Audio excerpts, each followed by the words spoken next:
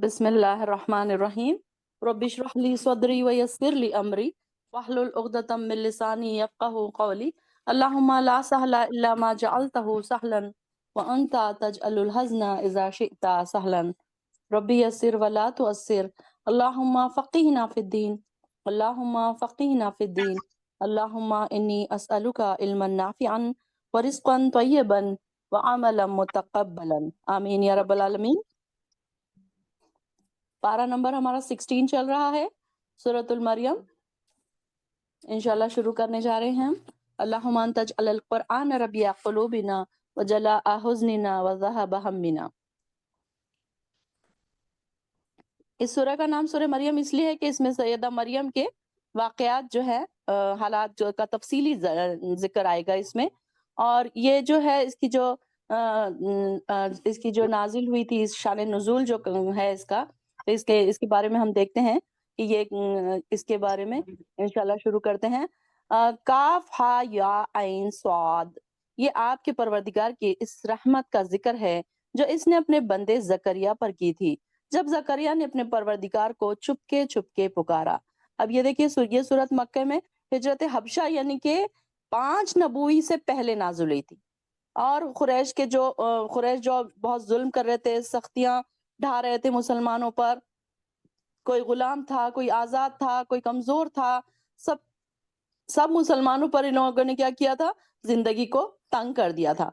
और आखिरकार आप सल्लल्लाहु अलैहि वसल्लम ने इन सारे मुसलमानों को, जिनके ऊपर बहुत जुल्म हो रहा था, तो बहुत ही थोड़े से थे ना, मुट्ठी भर मुसलमान थे उस वक्त।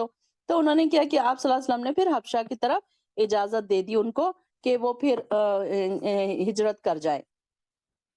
तो यहाँ पर अब उन्होंने जब वहां पर गए वो लोग जो मुसलमान थे, तो वहां का जो बादशाह था, ईसाई बादशाह, उसका नाम क्या था, नज्जाशी। और वो अपने अदल और इंसाफ की वजह से बहुत मशहूर था वो। और हबशा की तरफ हिजरत का एक फायदा ये भी हो गया कि वहां तबलीग के लिए इन लोगों के लिए मैदान खुला था। तो सबसे पहले देखिए, पहली दफा सैयदना उस्मान की सरकर्दगी में जो वफद जो हबशा को रवाना हुआ, यानी कि ग्रुप, इसमें 11 मर्द और 4 औरतें शामिल थी।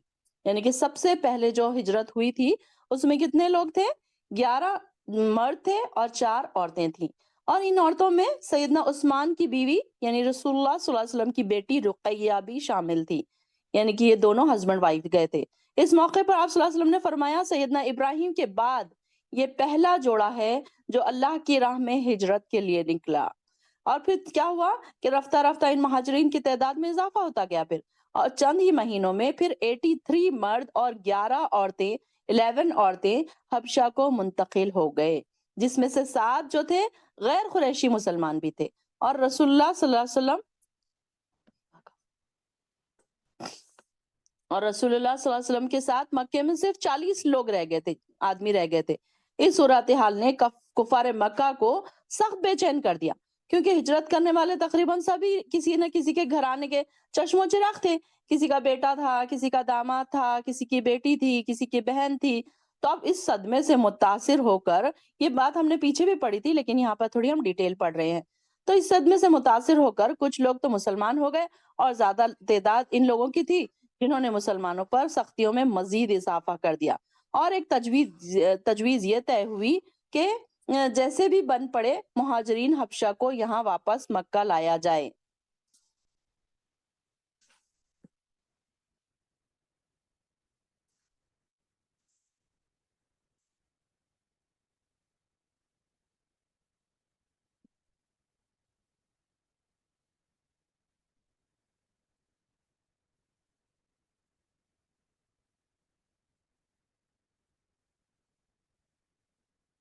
जी हिना, अनम्यूट करिए। चलिए आगे आगे फिर क्या हुआ। अब इसको जब ये लोग इधर वहां चले गए हिजरत करके, तो ये लोग जो थे कुरैश जो थे, ये लोग बड़े परेशान हुए। तो इस गर्ज से इन्होंने क्या किए, उनके जो 2 माहिरीन थे, तो अब्दुल्ला बिन अबी रबिया थे जो अबू जहल के सगे भाई थे, और अमरो बिन आस जो थे, इनका इंतखाब किया, ये दोनों को वहां पर भेजेंगे। अब ये दोनों ने क्या किया, बादशाह और पादरियों के लिए तोहफे तहाइफ लेकर हबशा पहुंचे। पहले पादरियों से मिले, इन्हें तोहफे तहाइफ देकर इस बात पर आमादा कर लिया कि जब हम बादशाह से کوئی بات اپنی سامنے رکھیں گے تو آپ کیا کرنا؟ ہاں میں ہاں ملانا صرف۔ تو اب اس دوسرے دن اس وفد نے بادشاہ کے سامنے، وفد کا کیا مطلب ہے؟ یہ گروپ جو گیا تھا، تو اب انہوں نے بادشاہ کے سامنے حاضر ہو کر نذرانے پیش کرنے کے بعد عرض کی کہ ہمارے چند مجرموں نے مکے سے بھاگ کر آپ کے یہاں پناہ لے لی ہے، تو وہ ہمیں واپس دے جائے۔ ساتھ ہی رشوت خور درباریوں اور پادریوں نے جو ہاں میں ہاں بھی ملا دی ساتھ ہی ساتھ، مگر جو نجاشی بادشاہ تھا بڑا ہی انصاف پسند تھا، ان کی باتوں میں نہ آیا، اور جب تک ان لوگوں کی بات نہ، اس نے کیا کہا؟ جب تک میں ان لوگوں کی بات نہ سن لوں میں کوئی حکم نہیں دوں گا۔ تو انہوں نے کیا پھر مسلمانوں کو بلایا نجاشی نے، اور ان سے صورتحال دریافت کی۔ تو مسلمانوں نے سیدنا جعفر طیار کو اپنا نمائندہ بنایا، ترجمان مقرر کیا۔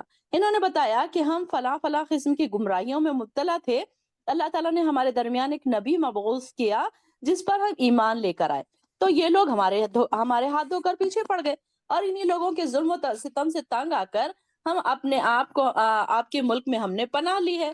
تو نجاشی کہنے لگا تمہارے نبی پر جو کلام نازل ہوا اس کا کچھ حصہ سناؤ۔ تو سیدنا جعفر طیار نے اس سورہ مریم کی ابتدائی 10 آیات تلاوت فرمائی، جن میں سیدنا زکریا اور سیدہ مریم کا ذکر ہے۔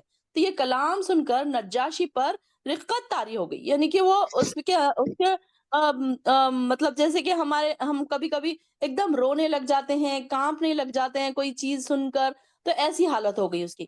تو سنتا جاتا اور روتا جاتا، یہاں تک کہ اس کی داڑھی بھی آنسوؤں سے تر ہو گئی۔ اور جب سیدنا جعفر طیار نے تلاوت ختم کی تو کہنے لگا یہ کلام وہ کلام ہے جو سیدنا عیسیٰ پر نازل ہوا، دونوں ایک ہی جگہ سے نکلے ہوئے، واللہ میں ان لوگوں کو تمہارے حوالے نہیں کروں گا۔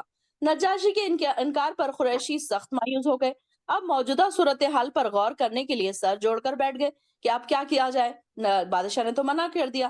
تو عمر بن عاص جو تھے ایک دم وہ پکار اٹھے کہ بادشاہ سے دوبارہ ملاقات کی جائے گی، کل ایک ایسی بات پیش کروں گا جس سے یقیناً ہم کامیاب ہو جائیں گے۔ تو دوسرے دن کیا کیا عمر بن عاص نے؟ بادشاہ کے پاس جانے کا اجازت لے لی اور کہا حضور، بادشاہ سے کہا حضور آپ کو یہ بھی معلوم ہے کہ یہ لوگ سیدنا عیسیٰ کے متعلق کیا اعتقاد رکھتے ہیں؟ بادشاہ نے اس سوال کے جواب میں پھر دوبارہ مسلمانوں کو بلا بھیجا، انہیں بھی اس بات کی خبر ہو گئی۔ بہرحال انہوں نے یہ طے کر لیا کہ حالات جیسے بھی ہوں سچی بات ہی کہنا چاہیے۔ جب نجاشی نے یہ سوال کیا تو سیدنا جعفر طیار کہنے لگے عیسیٰ اللہ کے بندے ہیں، اس کے رسول اور روح اللہ اور کلمت اللہ ہے۔ یہ جواب سن کر نجاشی نے ایک تنکا اٹھایا اور کہا واللہ جو کچھ تم نے کہا عیسیٰ اس تنکے کے برابر بھی، اس سے زیادہ نہیں ہے اور نہ اس سے کم ہے۔ نجاشی کے اس تبصرے پر درباری لوگ برہم ہو گئے، اور مگر نجاشی نے اس کی کوئی پرواہ نہیں کی، اور قریشی سفارت مکمل طور پر ناکام ہو گئی۔ اسی طریقے سے نجاشی نے ان کے تحفے تحائف واپس کر دیے اور مسلمانوں کو امن و اطمینان سے اس ملک میں رہنے کی اجازت دے دی۔ تو یہ جو 10 آیتیں تھی سٹارٹنگ کی، تو انہوں نے جب وہاں پڑھی تھی یہ آیتیں، تو اب یہاں پر دیکھیے کہ ذکر کس کا ہو رہا ہے سٹارٹنگ میں؟ زکریا کا، اپنے بندے زکریا کی۔ جب زکریا نے اپنے پروردگار کو چپکے چپکے پکارا، چپکے چپکے کیوں پکارا ہوگا انہوں نے؟ کیوں پکارا تھا انہوں نے؟ پیچھے ہم پڑھ کے آئے ہیں کہ جب انہوں نے دیکھا بی بی مریم کے پاس بے وقت بے موسم پھل انہوں نے رکھے ہوئے دیکھے، تو انہوں نے بھی اپنے لیے ایک بیٹے کی فرمائش کر لی، بیٹے کی دعا کر لی، اور چپکے چپکے اس لیے کی کہ ظاہر ہے ان کو یہ بات ایسی لگ رہی ہوگی کہ اب یہ ایج میں بیٹا مانگ رہا ہوں جبکہ میں بوڑھی عمر کو پہنچ چکا ہوں، کہ ان کو ایسے لگ رہا تھا اب یہ تو پاسبل نہیں ہے۔ مطلب یہ کہ بڑھاپے اور مایوسی کی عمر میں ایسی بات کی درخواست کروں گا تو لوگ تو مذاق اڑائیں گے، ظاہر ہے کہ بڑھاپے میں اگر کوئی اولاد مانگے گا تو لوگ تو مذاق اڑائیں گے نا۔ تو اس لیے انہوں نے اس لیے بھی ہو سکتا ہے کہ انہوں نے آہستہ آہستہ دعا کی، اور جب انہوں نے دیکھا کہ ہمیشہ تہجد میں یہ انسان کیا کرتا ہے، ہمیشہ دل جمعی کے ساتھ سکون کے ساتھ اپنے پروردگار کو آہستہ آہستہ ہی پکارتا ہے نا تہجد میں جب ہوتا ہے انسان، تو اس نے کیا کہا؟ زکریا علیہ السلام نے کیا کہا؟ میرے پروردگار میری ہڈیاں بوسیدہ ہو چکی ہیں اور بڑھاپے کی وجہ سے سر کے بال سفید ہو گئے ہیں، اور تاہم اے میرے پروردگار میں تجھے پکار کر کبھی محروم نہیں رہا۔ آیت نمبر 4، وَلَمْ أَكُنْ بِدُعَائِكَ رَبِّي شَقِيًّا، انڈر لائن کیجئے دعا کو کہ اللہ میں تجھ کو پکار کر کبھی مایوس نہیں ہوا، ہر دعا کے بعد یہ کہا کریں، آیت کی یہ والی جو دعا ہے اس کو ہمیں یاد کر لینا چاہیے، اور ہر دعا کے بعد یہ کہنا چاہیے کہ اللہ، یا دیکھیں تو صحیح نا کہ اللہ تعالیٰ نے کتنی ہماری دعائیں قبول کی. ہم اس بات کا تو کبھی ہم خیال ہی نہیں کرتے. جب دعا قبول ہو جاتی ہے تو ہم بھول جاتے ہیں کہ کیا ہوا تھا، کیوں ہوا تھا، کیسے ہوا، یہ سب دعائیں قبول ہو گئی ہماری، یہ ہم سوچتے نہیں ہیں. بس قبول ہو گئی، بس اس خوشی میں ہم بھول گئے اللہ تعالیٰ کو. تو یہ دیکھیے کہ اللہ تعالیٰ نے کتنی دعائیں قبول کی. کبھی بیٹھ کر یہ بھی سوچا کریں کہ میں نے کتنی ایسی دعائیں تھی جو میں نے اللہ سے مانگی اور قبول ہو گئی. تو ہر وقت اللہ تعالیٰ کو ہر دعا کے ساتھ یہ کہا کرے، وَلَمْ أَكُنْ بِدُعَائِكَ رَبِّ شَقِيًّا، کہ اللہ میں تجھ سے مانگ کے کبھی محروم نہیں ہوا. یعنی کہ مطمئن رہے، اب دعا مانگ لیا آپ نے، مطمئن ہو جائیں کہ ہاں میری دعا ضرور قبول ہونے ہی والی ہے. کتنی پیاری دعا ہے نا. تو یہ ہم کو چھوٹی چھوٹی دعائیں میں سمجھتی ہوں کہ ہماری بہنوں کو روز روز روز ساتھ ساتھ یاد ہوتی جا رہی ہے. میں بار بار آپ لوگوں کو ریمائنڈ کروا رہی ہوں کہ رمضان آنے سے پہلے بہت ساری دعاؤں کے خزانے آپ لوگ یاد کر لیا کریں. ایک ایسے کریں کہ روز ہماری جب بھی کوئی دعا آتی ہے آپ نے شام تک یاد کر لینی ہے، یا آپ نے کیا کرنا ہے، اس کو لکھ لینا ہے اپنے کچن میں، یا پھر جہاں پر آپ کا زیادہ بیٹھنا اٹھنا ہوتا ہے آپ وہاں پر اس کو سامنے لگا لیا کریں. میں ایسے ہی کیا کرتی تھی جب میں اسٹوڈنٹ تھی. تو میں کیا کرتی تھی کہ جو بھی دعا مجھے یاد کرنی ہوتی تھی تو میں اپنے کچن ٹیبل کے پاس اس کو لگا لیتی تھی. تو بار بار پھر روٹی پکاتے پکاتے بار بار میں اس کو پڑھتی تھی. جو بھی ہم ویجیٹیبلز کاٹ رہے ہیں یا جو بھی ہم کام کر رہے ہیں تو ہم پھر اس کو بار بار دیکھتے تھے. جب یہ یاد ہو جاتی تھی پھر اس کو نکال کے تو پھر دوسری دعا لگا دیتے تھے. اب ظاہر خواتین کا تو زیادہ تر ٹائم کچن میں ہی گزرتا ہے. کوشش کیا کریں کہ کچن میں بھی کم سے کم ٹائم گزرے. ایک اچھی خاتون وہ ہوتی ہے کہ وہ اپنے ٹائم کو مینج کرنا سیکھے. گھنٹوں گھنٹوں کچن میں کھڑے ہیں، ٹائم تھکا رہے ہیں اپنے آپ کو، اور بعد میں تو ہماری نمازیں سلو ہو گئی، بیٹھ کے پڑھ رہے ہیں نمازیں، یہ نہیں ہونا چاہیے. بلکہ آسانی سے کام کرنا سیکھیں. تو اس کے لیے یہ دعا چھوٹی چھوٹی آپ ضرور یاد کر لیجئے. اس کے بعد انہوں نے فرمایا، میں اپنے پیچھے پیچھے اپنے بھائی بندوں کی برائیوں سے ڈرتا ہوں، اور میری بیوی بانجھ ہے، تو اپنی جناب سے مجھے ایک وارث عطا فرما جو میرے اور آل یعقوب کا وارث بنے، اور اے میرے پروردگار اسے پسندیدہ انسان بنا. دیکھیے اپنے بچوں کے لیے بھی یہی دعا کیجیے کہ اللہ میرے بچوں کو تو اپنا پسندیدہ بنا. اللہم انی اسألک حبک، ایک تو یہ دعا ہے اللہم انی احبہم فاحبہم، کہ اپنے بچوں کے لیے کیا دعا کیا کریں کہ اللہ میں ان کو پسند کرتی ہوں تو بھی ان کو پسند کر. ہم اپنے بچوں کو پسند کرتے ہیں نا، بہت پیار کرتے ہیں، بہت لاڑ کرتے ہیں. اگر ہماری طرح اللہ تعالیٰ بھی ان سے پیار کرنے لگے تو سارے ہمارے معاملات سدھر جائیں. جو ہمارے بچوں کے اندر تھوڑی بہت خامیاں ہیں، کمیاں ہیں، کوتاہیاں ہیں، وہ ساری انشاءاللہ دور ہو جائے. تو یہاں ایسے بھی دعا کیا کریں اللہم انی احبہم فاحبہم. تو یہ دعا بھی کیا کریں اپنے بچوں کے لیے. تو سیدنا زکریا علیہ السلام کا یہاں پر بیٹے کے لیے دعا کرنا کس لیے تھا؟ اس لیے نہیں تھا کہ وہ ان کی دنیا کی دھن دولت جائیداد وہ سنبھالے، بلکہ وہ علم دین کا وارث بنے. وہ انبیاء کی وراثت کیا ہوتی ہے؟ علم دین ہوتے ہیں نا. تو اس لیے انہوں نے اپنے لیے اس لڑکے کو، کیونکہ ان کو ایسے لگ رہا تھا کہ بھائی ہے سب ہے، میں ان کی برائی سے ڈرتا ہوں، کوئی تو ہو جو میری وراثت کو سنبھالے، میرے علم دین کو سنبھالے. تو اس لیے انہوں نے یہ دعا کی. اللہ تعالیٰ نے جواب میں فرمایا، زکریا ہم تمہیں ایک لڑکے کی بشارت دیتے ہیں. سبحان اللہ. یہ جو آپ اکیلے پڑھیں گے نا بڑا مزہ آئے گا جب عربک میں آپ پڑھیں گے. یا زکریا انا نبشرک بغلام، ایک غلام، یعنی کہ غلام کس کو کہتے ہیں؟ بیٹے کو بھی کہا جاتا ہے. نسمو، اس کا نام کیا ہوگا؟ یحییٰ. سبحان اللہ. یہ پہلا ایک نام ہے جو اللہ تعالیٰ نے خود آسمانوں پر سے ڈیسائیڈ کر کے نیچے بھیجا تھا، زکریا علیہ السلام کے بیٹے کا نام. تو یہ اللہ تعالیٰ نے ان کو کیا خوشخبری دی کہ ایک بیٹا ہم تمہیں دیں گے جس کا نام یحییٰ ہوگا. لم نجعل له من قبل سمیا، کہ اس سے پہلے اس نام کا کوئی دوسرا آدمی پیدا ہی نہیں کیا گیا. یعنی کہ یہ نام اب تک کسی کا نہیں ہے دنیا میں. ایسا نام اللہ تعالیٰ نے پہلے سے ہی چوز کر کے ان کو دے دیا. انہوں نے کہا قالا ربی انا یکون لی غلام، کہ مجھے اولاد کیسے ہو سکتی ہے اللہ. انہوں نے بڑی حیرت سے کہا کہ اب دیکھیے دعا تو کر دی انہوں نے، اب ان کو ایک دم دعا جب قبول ہو گئی تو وہ حیرت میں پڑ گئے.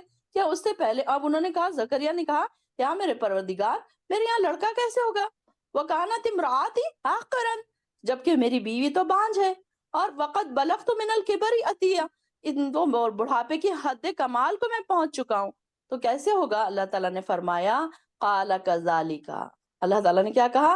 ہاں اسی طرح، قال ربک हुआ अलैया हय्यनुन, कि अल्लाह ताला ने कहा कि मेरे लिए तो ये तेरा परवरदिगार कह रहा है कि मेरे लिए आसान सी बात है, इससे पहले मैं तुझे भी पैदा कर चुका हूँ। अल्लाह ताला जब पहले एक को पैदा कर सकता है तो दूसरे को पैदा करने में क्या मुश्किल है? मिन क़ब्लु वलम तकु शैय्या वक़द ख़लक़तुका मिन क़ब्लु वलम तकु शैय्या, कि मैं इससे पहले तुझे भी पैदा कर चुका हूँ। क़ाल रब्ब इजअल ली आया, तो उन्होंने कहा कि ऐ मेरे परवरदिगार, ज़करिया ने कहा मेरे लिए कोई निशानी मुकर्रर कर दीजिए। अल्लाह ताला ने फरमाया तेरे लिए निशानी ये है कि तू मुसलसल 3 रात तक लोगों से गुफ्तगू ना कर सकेगा।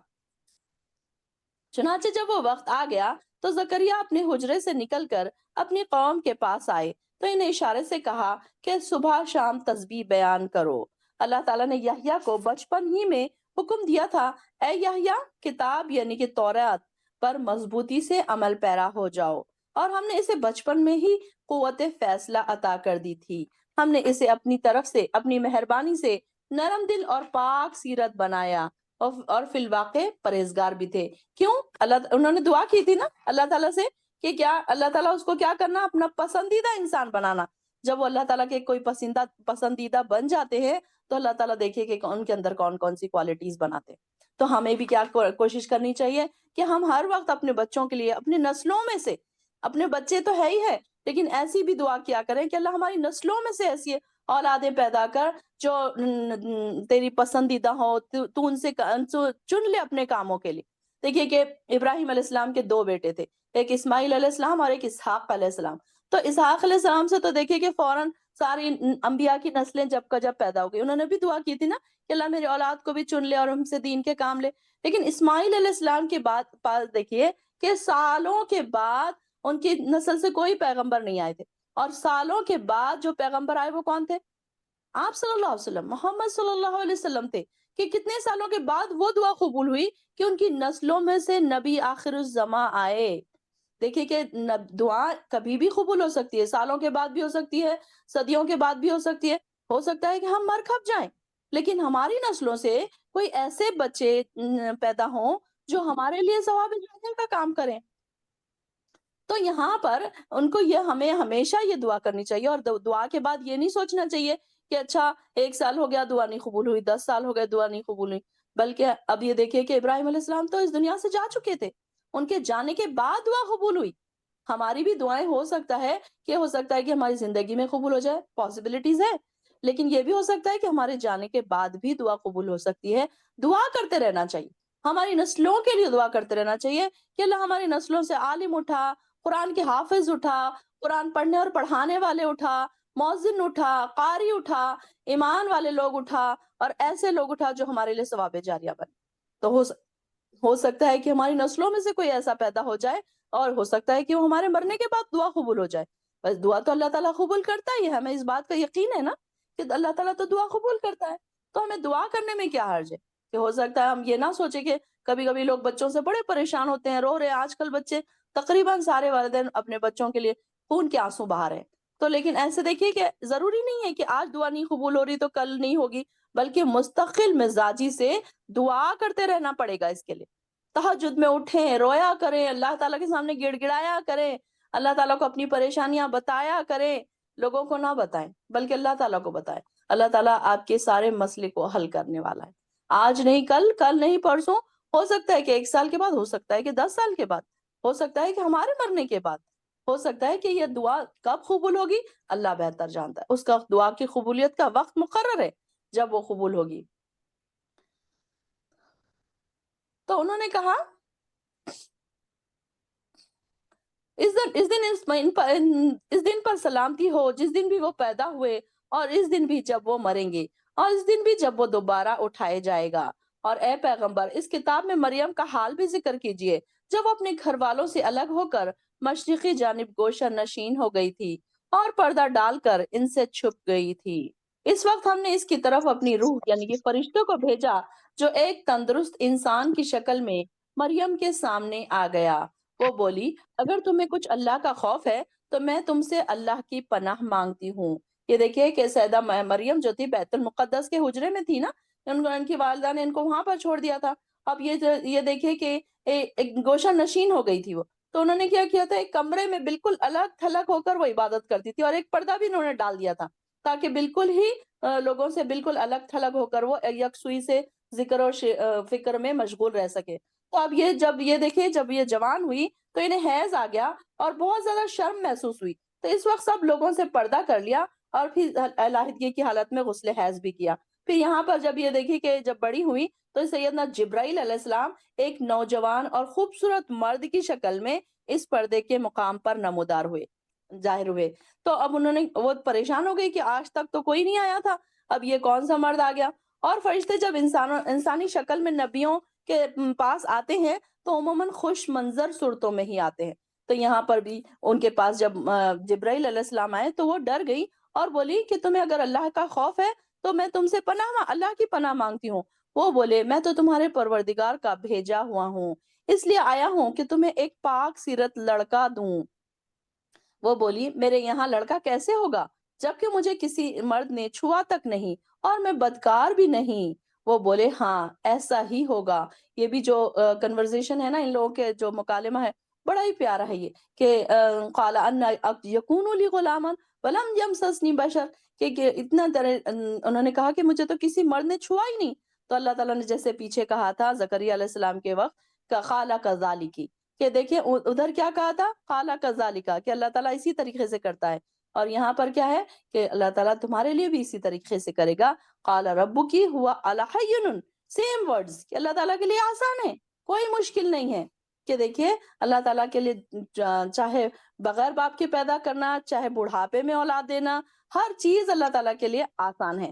تو قرآن میں دیکھیے کہ ایک مثال بیان کی جاتی ہے آدم علیہ السلام اور حوا علیہ السلام سے اولادوں کی، یعنی کہ ماں اور باپ دونوں ہے۔ پھر دوسری مثال بیان کی جاتی ہے بغیر باپ کی، یہ ایک مثال یہاں پر، یعنی کہ دونوں مثالیں یہاں پر بیان کی جا رہی ہیں۔ اور یہ اس لیے بھی ایسا ہوا کہ ہم اس لڑکے کو لوگوں کے لیے ایک نشانی بنائیں اور وہ ہماری طرف سے رحمت ہوگا اور یہ کام ہو کے رہے گا۔ اور مریم کو اس بچے کا حمل ٹھہر گیا۔ وہ اس حالت میں ایک دور کے مکان میں علیحدہ جا بیٹھی۔ پھر جب حمل کے درد کی یعنی کہ اس کو جب زچگی کے درد کی انہیں درد ہوا تو انہیں کھجور کے تنہ کے پاس وہ آئی اور کہنے لگی، کاش میں اس سے پہلے مر چکی ہوتی اور میرا نام و نشان بھی باقی نہ رہتا۔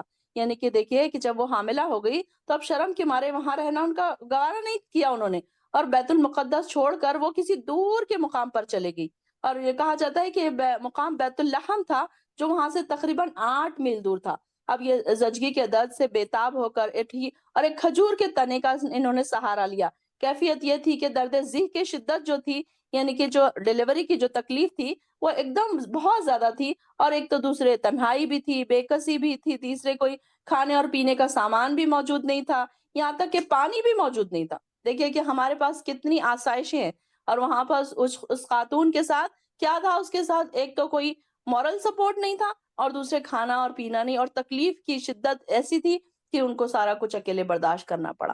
آج ہمارے اپنے آپ پر آپ شکر ادا کیا کریں کہ ہمارے آس پاس 10 لوگ کھڑے ہوتے ہیں، 10 کھانے اور پینے کی چیزیں ہوتی ہے، ٹھنڈا ہے، گرم ہے، سارے لوگ دیکھنے والے ہیں، ڈاکٹرز ہیں، انجیکشنز ہیں، ہر قسم کی سہولیات ہمارے لیے موجود ہے۔ لیکن اس وقت دیکھیے کہ اس وقت پر ذرا نظر ڈالیے کہ کیسا وہ وقت تھا۔ تو اس وقت انہوں نے کیا کہا، انہوں نے کیا کیا کہ یہاں تک کہ پانی تک ان کے پاس موجود نہیں تھا، اور زیادہ پریشان کن بات یہ تھی کہ بدنامی اور رسوائی کا بھی تصور تھا کہ ظاہر ہے اب بیٹا ہونے کے بعد اب وہ لے کر جائیں گی تو اب لوگ ان کے بارے میں کیا باتیں کریں گے۔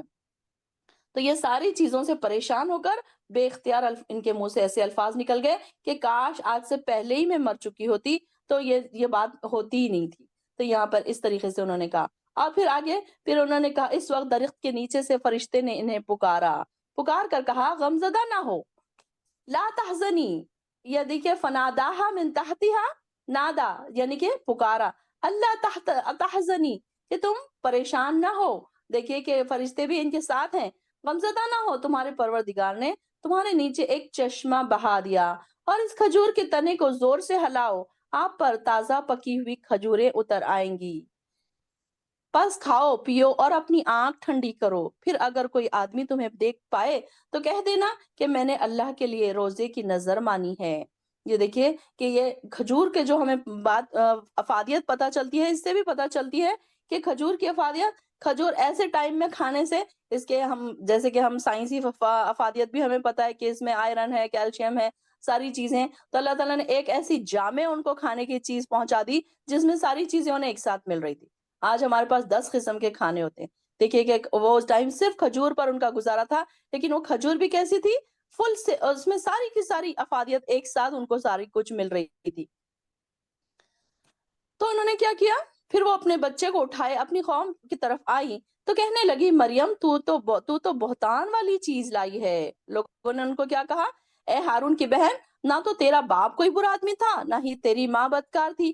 مریم نے اس بچے کی طرف اشارہ کر دیا تو وہ کہنے لگی میں اس سے کیسے انہوں نے کیا کیا؟ جب لوگ ان کے بارے میں ایسی سی باتیں کرنے لگے تو انہوں نے بچے کی طرف اشارہ کر دیا۔ تو لوگوں نے کیا کیا؟ لوگوں نے کہا ہم اس سے کیسے کلام کریں، یہ تو ابھی گود کا بچہ ہے۔ تو اسی وقت بچہ بول اٹھا میں اللہ کا بندہ ہوں، اللہ تعالیٰ نے مجھے کتاب دی ہے۔ قال انی عبداللہ۔ تو یہ جو انہوں نے پیچھے جو نجاشی کے پاس جو انہوں نے کہا تھا نا کہ عیسیٰ علیہ السلام اللہ کے بندے ہیں، تو یہاں پر دیکھیے کہ وہی الفاظ اس میں ہیں کہ انہوں نے کیا کہا عیسیٰ علیہ السلام نے؟ قال انی عبداللہ۔ جو لوگ عیسائی ہیں اگر کوئی آپ سے بحث کریں تو ان کو آپ بتا سکتے ہیں کہ سورہ مریم میں ایسے الفاظ قرآن میں آئے ہیں۔ تو یہاں پر ہمیں بھی پتا ہونا چاہیے آتانی الکتاب وجعلنی نبیا۔ دیکھیے یہ بھی دوسری بات کہ وہ اللہ کے نبی تھے، یہاں سے بات صاف ہو گئی۔ اگر یہ لوگ آپ سے بحث کریں، کوئی بحث کرتا ہے تو ان کو ہم یہ بتا سکتے ہیں کہ آیت نمبر 30 مریم میں یہ لکھا گیا ہے، اور جہاں کہیں بھی میں رہوں گا، اور میں نبی بنایا گیا ہوں، اور جہاں کہیں میں رہوں گا اس نے مجھے برکت بنایا ہے، اور جب تک میں زندہ رہوں گا مجھے نماز اور زکوٰۃ ادا کرنے کا حکم دیا گیا ہے۔ اب یہاں پر دیکھیے کہ گود میں کلام کرنے والے 3 بچوں کا ذکر آتا ہے احادیث میں۔ ایک تو یہ کہ 3 بچوں میں بات کی تھی، ایک تو سیدنا عیسیٰ علیہ السلام تھے جنہوں نے بچپن میں یعنی کہ گود میں بات کی تھی، اور دوسرا جو ابن جریج کا جو راہب کا قصہ آتا ہے کہ اس پر تہمت لگائی تھی ایک عورت نے، اور اس عورت نے ایک بچہ لے کر آ گئی تھی، اور اس نے ابن جریج جو تھا ایک بہت نیک شخص تھا اس زمانے میں، تو انہوں نے کیا کی، وہ عورت نے کیا کی کہ اس کے اوپر تہمت لگا دی، اور ایک بچہ لے کر آ گئی، اور اس نے کیا کیا کہ وہ اس بچے کو اس کی طرف منسوب کر دیا۔ تو اس بچے کو اس نے ایک چوکا لگا کر پوچھا بتاؤ تمہارا باپ کون ہے؟ اللہ سے بریت کی دعا کی، پھر اس نے جریج نے کیا کیا کہ وہ بچے کو ایسا دھکا دے کر پوچھا کہ بتاؤ تمہارا باپ کون ہے؟ تو وہ بچہ فوراً بول اٹھا کہ فلاں چرواہا ہے۔ اس طرح اللہ تعالیٰ نے ابن جریج راہب جو تھے ان کو زنا کی تہمت سے بری فرما دیا تھا۔ اور تیسرا بچہ کہ مخاطب اس کی ماں تھی جو سامان دنیا پر ریچھتی ہوئی تھی، تو بچے نے بول کر اپنی ماں کی گمراہ کن غلطی فہم دور فرما دیا۔ ایک تیسرے بچے کا وہ بھی ذکر آتا ہے کہ جب وہ آگے ہم دیکھیں گے کہ جب وہ بادشاہ جب سارے ایک جو کنگا کرنے والی تھی ان کے بچوں کو وہ ایک ایک کر کے ڈال رہا تھا کڑاؤں میں، تیل کے کڑاؤں میں جو ڈال رہا تھا، تو وہ بھی اس کا بھی ذکر آتا ہے کہ وہ ایک جب گود کا بچہ تھا تو جب اس کو ڈال رہا تھا وہ، تو اس نے وہ ماں ذرا جھجکی تو اس بچے نے فوراً کہہ دیا کہ اے ماں تو ڈر مت، یہ ہمارے لیے جنت ہے۔ تو ہم آگے انشاءاللہ وہ والا قصہ بھی پڑھیں گے انشاءاللہ۔ تو اس میں تھوڑا سا اس اختلاف ہے کہ یا یہ وہ بچہ تھا یا ایک اور دوسرا جو قصہ آتا ہے اس کا وہ بچہ تھا۔ تو یہ 3 بچوں نے پنگھوڑے میں یعنی کہ گود میں بات کی تھی۔ اور یہ بھی کہ میں اپنے والدہ سے بہتر سلوک کرتا رہوں۔ کیا کیا سکھایا تھا ان کو؟ انہوں نے یہ ساری چیزیں ان کو عطا کی تھی اللہ تعالیٰ نے کہ یہ نماز ادا کریں گے، زکوٰۃ کا حکم دینا، اور یہ بھی کہ اپنی والدہ سے بہتر سلوک کرتے رہوں۔ اور اللہ نے مجھے جابر اور بدبخت نہیں بنایا، مجھ پر اس سلامتی ہو جس دن میں پیدا ہوا اور جس دن میں بھی جب میں مروں گا، اس دن بھی جب میں زندہ کر کے اٹھایا جاؤں گا۔ یہ ہے عیسیٰ ابن مریم کا قصہ۔ یہی سچی بات ہے جس میں وہ جھگڑا کر رہے ہیں۔ اللہ تعالیٰ کو یہ شایع نشان نہیں کہ کسی کو اپنا بیٹا بنائے۔ یہ لوگ کیا کہتے تھے؟ عیسیٰ اللہ کے بیٹے ہیں، کیونکہ جب ان کے طرف باپ نہیں ہے کوئی، اور جب انہوں نے بات کی تو ان لوگوں نے کیا کیا کہ ان کو اللہ کی طرف ہی منسوب کر دیا۔ جب وہ کسی کام کا فیصلہ کرتا ہے تو بس کہہ دیتا ہے کن فیکون، تو وہ ہو جاتا ہے، تو ہو جا، جب وہ کہتا ہے ہو جا تو وہ ہو جاتی ہے۔ اور آپ انہیں بتائیں اللہ ہی میرا پروردگار، میرا اور تمہارا پروردگار ہے، لہٰذا اسی کی عبادت کرو، یہی سیدھی راہ ہے۔ پھر مختلف گروہوں نے آپس میں اختلاف کیا، بس ایسے کافروں کے لیے ہلاکت ہے جو بڑے دن کی حاضری کا انکار کر رہے ہیں۔ آیت نمبر 38 سے ہنا پڑھیے۔ جی، اور کیا کچھ دیکھیں گے جس دن وہ ہمارے سامنے آئیں گے، لیکن آج کے دن ظالم کھلی گمراہی میں ہیں، اور آپ انہیں حسرت کے دن سے ڈرا دیں جب کام کا فیصلہ کر دیا جائے گا، لیکن وہ غفلت میں ہیں اور وہ ایمان نہیں لاتے۔ بے شک ہم وارث ہوں گے زمین کے اور کچھ اس پر ہے، اور جو کچھ اس پر ہے، اور وہ ہماری طرف لوٹائے جائیں گے۔ اور کتاب میں ابراہیم علیہ السلام کو یاد کرو، بے شک وہ سچے نبی تھے، جب اس نے اپنے باپ سے کہا، اے میرے ابا، تم کیوں اس کی پرستش کرتے ہو، اور جو کچھ نہ سنے اور نہ دیکھے اور نہ کام آئے تمہارے کچھ بھی۔ اے میرے ابا، بے شک میرے پاس وہ علم وہی آیا ہے جو تمہارے پاس نہیں آیا، بس میری بات مانو،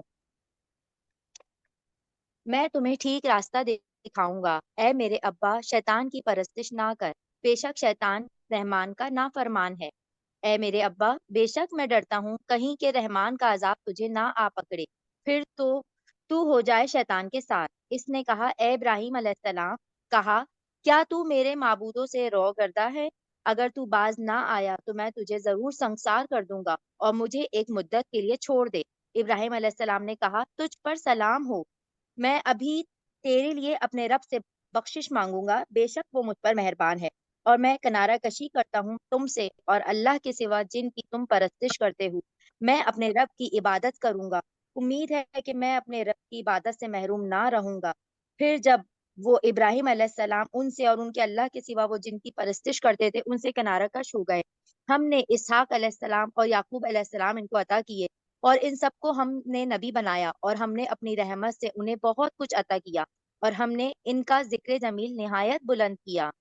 اور کتاب میں موسیٰ علیہ السلام کو یاد کرو، بے شک وہ برگزیدہ بندے تھے اور وہ رسول نبی تھے، اور ہم نے انہیں کوہ طور کی داہنی جانب سے پکارا، اور ہم نے انہیں راز بتلائے کے نزدیک بلایا، اور ہم نے اسے اپنی رحمت سے اس کا بھائی ہارون علیہ السلام عطا کیا۔ اور کتاب میں اسماعیل علیہ السلام کو یاد کرو، بے شک وہ وعدے کے سچے تھے اور رسول نبی تھے، اور وہ اپنے گھر والوں کو نماز اور زکوٰۃ کا حکم دیتے تھے اور اپنے رب کے ہاں پسندیدہ تھے۔ اور کتاب میں ادریس کو یاد کرو، بے شک وہ سچے نبی تھے، اور ہم نے ایک بلند مقام پر اٹھا لیا۔ یہ ہے نبیوں میں سے وہ جن پر اللہ نے انعام کیا، اور اولاد آدم میں سے، اور ان میں سے جنہیں ہم نے نوح کے ساتھ کشتی میں سوار کیا، اور ابراہیم اور یعقوب علیہ السلام کی اولاد میں سے، اور ان میں سے جنہیں ہم نے ہدایت دی اور چنا۔ جب ان پر رحمان کی آیتیں پڑھی جاتی ہیں وہ زمین پر گر پڑتے، سجدہ کرتے اور روتے ہوئے، پھر ان کے بعد چند ناخلف جانشین ہوئے، انہوں نے نماز گوا دی اور خواہشات نفسانی کی پیروی کی، بس ان قریب انہیں گمراہی کی سزا ملے گی۔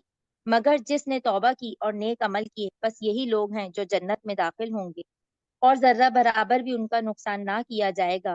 ہمیشگی کے باغات ہیں جن کا وعدہ رحمان نے غائبانہ اپنے بندوں سے کیا، بے شک اس کا وعدہ آنے والا ہے، اور اس میں اسلام کے سوا کوئی بیہودہ بات نہ سنیں گے، اور ان کے لیے اس میں صبح شام کا رزق ہے۔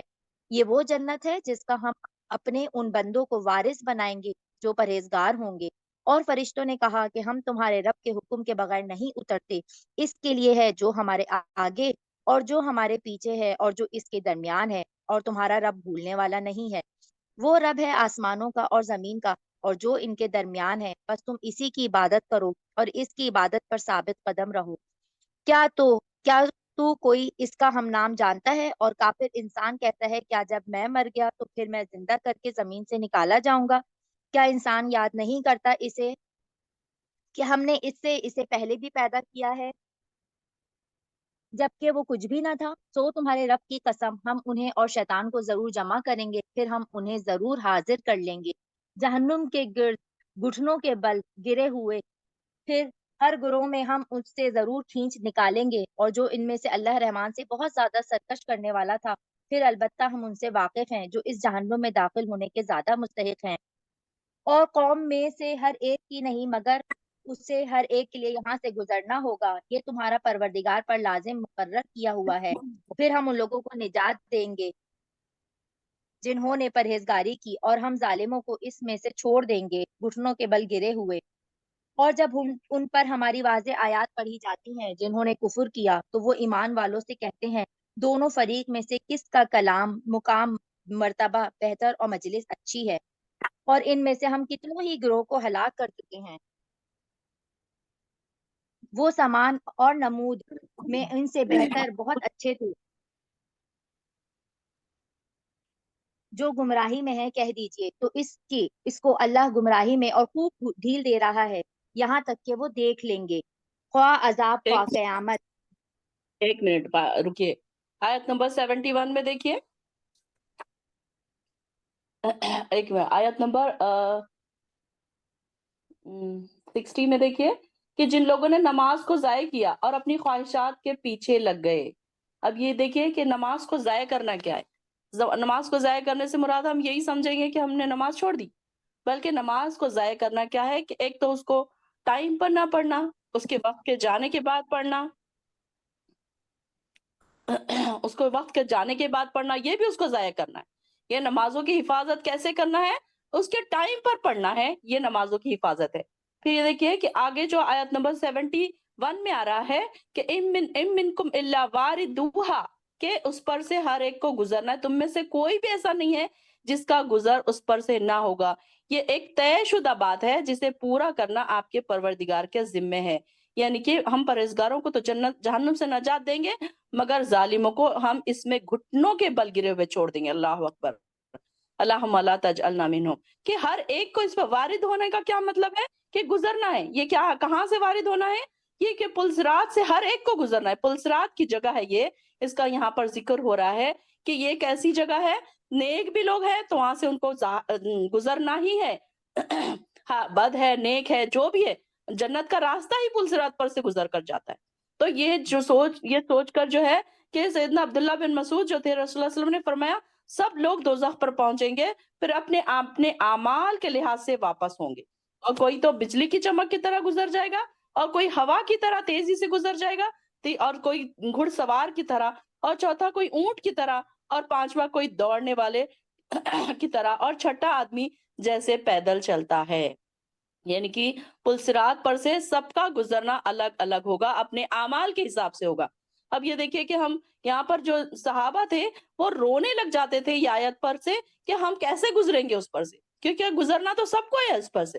کتنی خطرناک جگہ ہے وہ، ہم اس کے بارے میں سنتے آئے ہیں، پڑھتے آئے ہیں، بار بار ہم پڑھتے ہیں کہ وہ بال سے باریک جگہ ہے اور تلوار سے زیادہ اس کا تیز دھار ہے، لیکن دیکھیے کہ ہماری کوئی ٹینشن نہیں، اس پر سے ہم کو گزرنا ہے، ہم نے کوئی اس کا ٹینشن ابھی تک لیا ہی نہیں۔ آج ہماری ٹینشنز کیا ہے؟ بچوں کو اچھے اسکول میں ڈالنا ہے، بچے پیدا ہوئے تو ان کو اچھے اسکول میں ڈالنا ہے، بچوں کا 10th ہو گیا تو اب ان کو اچھی یونیورسٹیز میں ڈالنا ہے، بچے کھانا نہیں کھا رہے تو اس کا ٹینشن ہے، جابز نہیں مل رہی اس کا ٹینشن ہے، لیکن ہم کو اس بات کا ٹینشن نہیں ہے کہ ہم پلسرات سے کیسے گزریں گے۔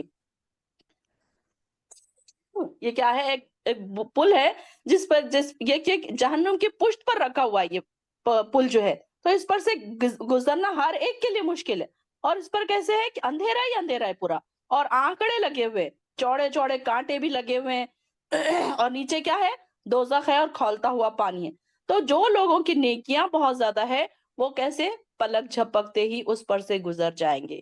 ہم کبھی اکثر ہم یہ ہوتا ہے نا کہ ہم بھول جاتے ہیں پلسرات پر سے گزرنے کی جو دعا ہے، ہم پڑھنا بھول جاتے ہیں، تو اللہ تعالیٰ سے دعا ہے کہ اللہ پلسرات پر سے ہم کو پلک جھپکنے میں گزار دے، اللہ اس پر ہمیں مشکل نہ ہو۔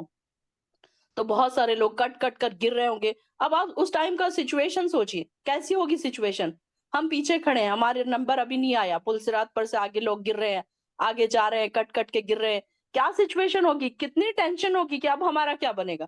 ہمیں تو نہیں پتا کہ ہمارے اعمال کیسے ہیں، اور ہمیں پتا ہے دنیا میں کیا کیا ہم کر کے آئے ہیں، یہ بھی سارا کچھ ہمیں پتا ہے، لیکن دیکھیے کہ اللہ تعالیٰ سے دعا کرتے رہا کریں کہ اللہ ہم سے ایسے عمل کرا کہ تو ہم سے راضی ہو جا۔ سجدوں میں دعا کیا کرے کہ اللہم انی اسألک الرضاک، اللہ ہم تیری رضا چاہتے ہیں، اللہ کی رضا ہمیں اگر مل جائے گی تو یہ ساری چیزوں پر سے ہم آسانی سے گزر جائیں گے۔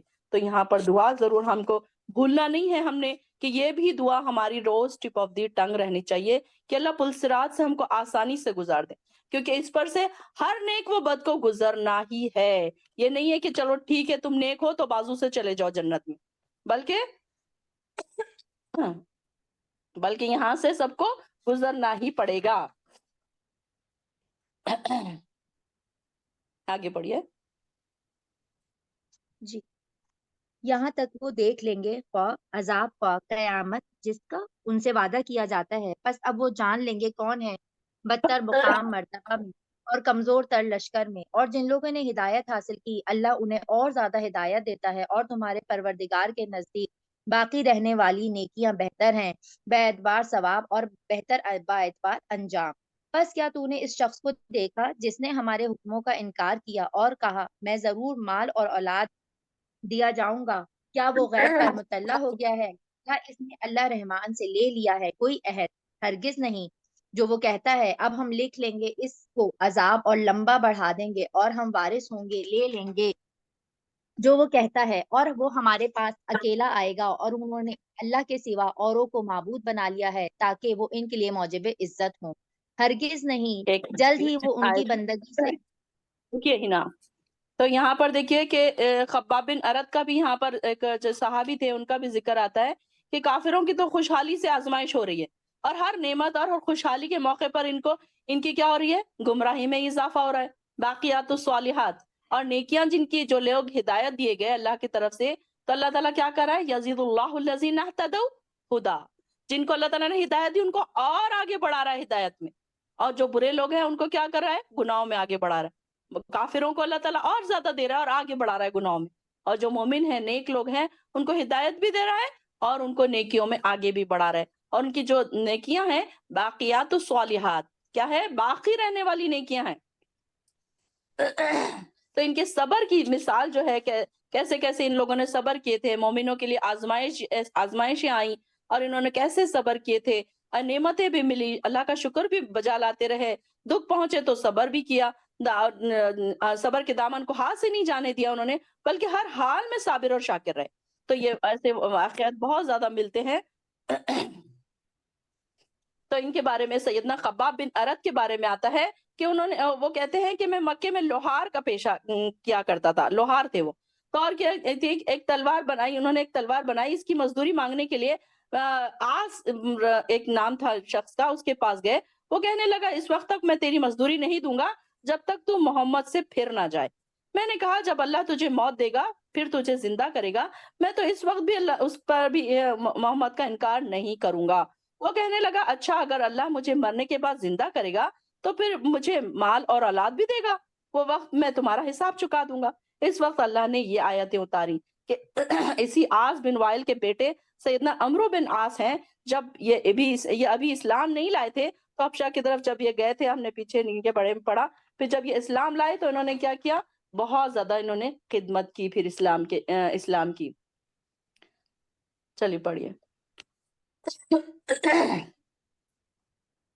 ہرگز نہیں، جلد ہی وہ ان کی بندگی سے انکار کر دیں گے اور ان کے مخالف ہو جائیں گے. کیا تم نے نہیں دیکھا بے شک ہم نے شیطان بھیجے ہیں کافروں پر اور وہ انہیں خوب اکساتے رہتے ہیں، سو تم ان پر نزول عذاب کی جلدی نہ کرو، ہم تو صرف ان کی گنتی پوری کر رہے ہیں، ان کے دن گن رہے ہیں. یاد کرو جس دن ہم پرہیزگاروں کو اللہ رحمان کی طرف مہمان بنا کر جمع کر کے لائیں گے اور ہم گنہگاروں کو ہاتھ کر لے جائیں گے جہنم کی طرف پیاسے، اور وہ شفاعت کے اختیار نہیں رکھتے سوائے اس کے جس نے اللہ رحمان سے لیا ہو اقرار. اور وہ کہتے ہیں اللہ رحمان نے بیٹا بنا لیا ہے، تحقیق تم زمان پر بری بات لائے ہو. قریب ہے کہ آسمان اس پر پھٹ پڑے اور زمین ٹکڑے ٹکڑے ہو جائے اور پہاڑ پارا پارا ہو کر گر پڑے کہ انہوں نے اللہ کے لیے منسوب کیا ہے بیٹا، جبکہ رحمان کے شایان نہیں کہ وہ بیٹا بنائے. نہیں کوئی جو آسمانوں میں ہے اور زمین میں مگر رحمان کے حضور بندہ ہو کر اللہ آتا ہے، حضور بندہ ہو کر آتا ہے. اس نے ان کے گھیر لیا ہے اور گن کر ان کا شمار کر لیا ہے، اور ان میں سے ہر ایک کو قیامت کے دن ان کے سامنے اکیلا آئے گا. بے شک جو لوگ ایمان لائے اور انہوں نے نیک عمل کیے ان کے لیے پیدا کر دے گا رحمان دلوں میں محبت. بس اس کے سوا نہیں کہ ہم نے قرآن کو آپ کی زبان پر آسان کر دیا تاکہ اس سے آپ پرہیزگاروں کو خوشخبری دیں اور جھگڑا لوگوں کو اس سے ڈرائیں. اور ان سے قبل ہم نے کتنے ہی گروہ ہلاک کر دیے، کیا تم ان میں سے کسی کو دیکھتے ہو یا ان کی آہٹ سنتے ہو؟ ایک منٹ یہاں پر سورہ رکھیے. طٰہٰ. ایک منٹ میں پڑھوں گی سورۃ طٰہٰ کا اسٹارٹنگ میں. بسم اللہ الرحمن الرحیم. طٰہٰ، ہم نے آپ پر یہ قرآن اس لیے نازل نہیں کیا کہ آپ مشقت میں پڑ جائیں، یہ تو ہر شخص کے لیے نصیحت ہے جو اللہ سے ڈرتا ہے۔ یہ اس ذات کی طرف نازل ہوا جس نے زمین اور بلند آسمانوں کو پیدا کیا۔ رحمان نے اپنے عرش پر قرار پکڑا۔ یہ دیکھیے کہ قرآن اتنا ہی پڑھنا چاہیے جتنا دل کی خوشی سے پڑھا جائے۔ یہ نہیں کہ تھک رہے ہیں، نہیں مجھے 5 پارے کمپلیٹ کرنا ہے، نہیں مجھے 4 پارے کمپلیٹ کرنا ہے، ایسا نہیں، بلکہ آرام سے، سکون سے، جتنا آسانی سے پڑھا جا سکے۔ ایسا نہیں کہ نیند آ رہی ہے، بہت زیادہ نیند آ رہی ہے، نیند کی حالت میں بھی پڑھ رہے ہیں، نہیں، بلکہ اللہ تعالیٰ نے اس کو اس لیے نہیں نازل کیا کہ آپ مشقت میں پڑ جائیں، بلکہ اس لیے نازل کیا کہ یہ نصیحت، اور نصیحت ہمارے لیے کب ہوگی؟ جب ہم اس کو سکون سے پڑھیں گے، سمجھ کے پڑھیں گے۔ اب یہ دیکھیے کہ ہمارا یہ پڑھنا، جب ہم اس کو تفسیر کے ساتھ سمجھ رہے ہیں تو ہمیں مزہ بھی آ رہا ہے، انجوائے بھی کر رہے ہیں، ہم تھک بھی نہیں رہے ہیں ایسے بھی نہیں ہو رہا ہے کہ جمعی آ رہی ہے، نیند آ رہی ہے، تھک رہے ہیں، بلکہ بہت ہی ایزی وے میں ہم اس کو پڑھ بھی رہے ہیں اور سمجھ بھی رہے ہیں۔ تو ایسے اس کو پڑھنا ہے، تو یہ ہمارے لیے ہدایت ثابت ہوگی۔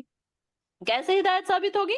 کہ ہمیں اس میں کون کون سی چیزیں معلوم پڑ رہی ہیں، ڈیپتھ میں ہم اس کے جا رہے ہیں، تو ہمیں پتہ چل رہا ہے کہ کون سے ڈونٹس ہیں، کون سے ڈوز ہیں، کیا کرنا ہے، کیا نہیں کرنا ہے، کون سی چیزوں سے رکنا ہے۔ یہ ساری چیزیں ہم پڑھتے جائیں گے تو ہدایت بھی ہم قبول کر سکیں گے۔ ورنہ پھر کیا ہوگا کہ ہم پریشان، نیند میں ہیں، پریشانی میں ہیں، بس ناظرہ پڑھتے جا رہے۔ ہمارا کیا انٹینشن ہے کہ ہم بس پارے ختم کریں، ہم قرآن ختم کریں۔ یہ ہمارا انٹینشن تھا نا، کل تک ہماری بھی یہی سوچ تھی ایک زمانے تک ہماری یہی سوچ تھی کہ ہم اس کو کیسے نہ کیسے ختم کر لیں۔ اس میں کوئی برائی نہیں ہے، گناہ نہیں ہے، لیکن دیکھیے کہ اس کو پڑھنا ایسے ہے کہ ایک ایک لفظ آپ کے اندر تک اتر جائے، آپ کے دلوں تک اتر جائے، ایک ایک لفظ آپ کو سمجھ آ جائے۔ اللہ تعالیٰ کون سی چیزوں سے منع کر رہا ہے، کب آپ کو خوشیوں کا ذکر آ رہا ہے، کب آپ کو دوزخ کا ذکر آ رہا ہے، کب آپ کو قرآن میں رونا آ رہا ہے، کب آپ کو خوشی محسوس ہو رہی ہے۔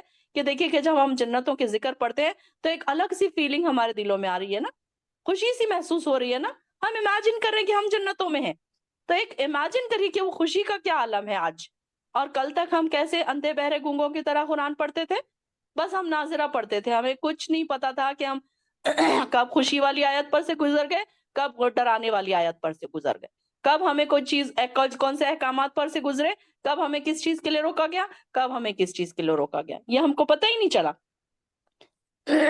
تو یہاں پر قرآن کو اللہ تعالیٰ فرما رہے ہیں کہ ہم نے اس لیے نہیں نازل کیا کہ آپ مشقت میں پڑ جائیں، بلکہ یہ تو نصیحت ہے جو اللہ سے ڈرتا ہے، تقوی والوں کے لیے، لمن یخشا۔ سب سے پہلے یہ چیک کریں کہ ہم اللہ سے کتنا ڈرتے ہیں، ہمارے اندر تقوی کتنا ہے، اور جو کچھ ان دونوں کے درمیان ہے، اور جو کچھ زمین کی انتہائی گہرائی میں ہے، ان سب چیزوں کا مالک وہی ہے۔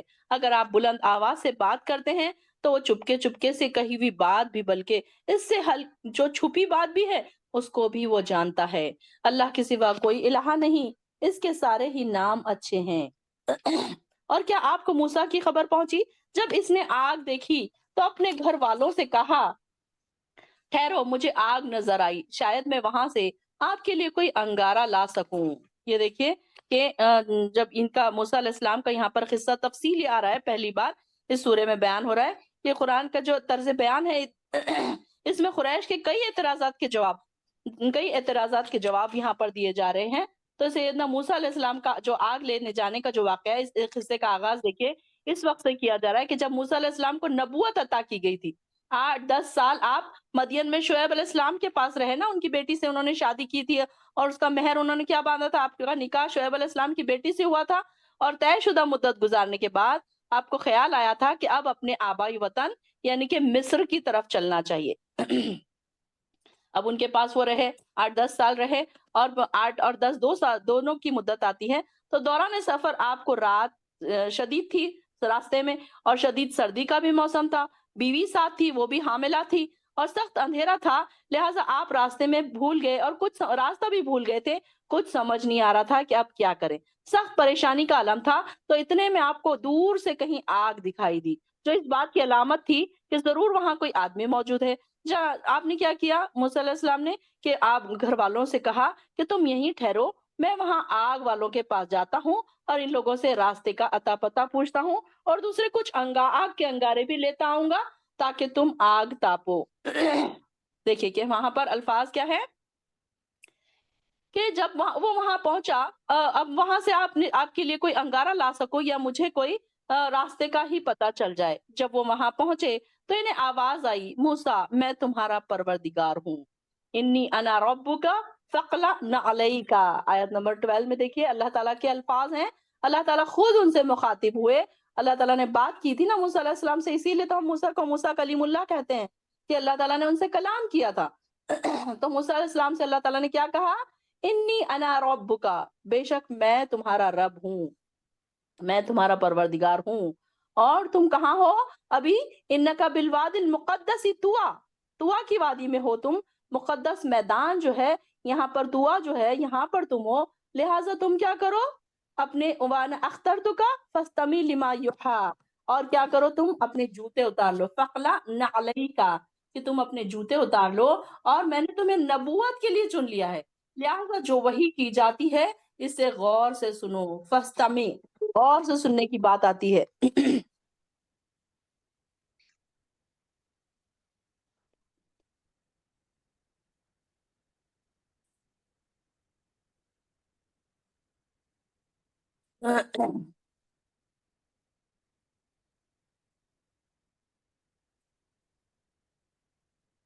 تو یہاں پر اب انہوں نے کیا کہا؟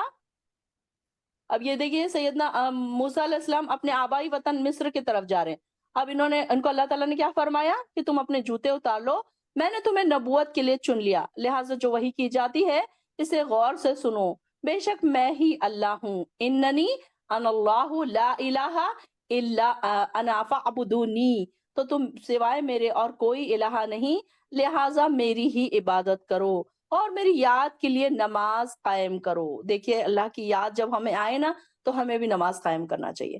نماز جب ہم قائم کرتے ہیں، نماز ہم پڑھتے ہیں، تو یہ ضرور سوچ لینا چاہیے کہ میں اللہ کے پاس جا رہا ہوں، اللہ سے ملاقات کر رہی ہوں، میں اللہ سے بات چیت کر رہی ہوں، اللہ سے سرگوشی کر رہی ہوں، یہ ہمارے دل میں خیال ہونا چاہیے۔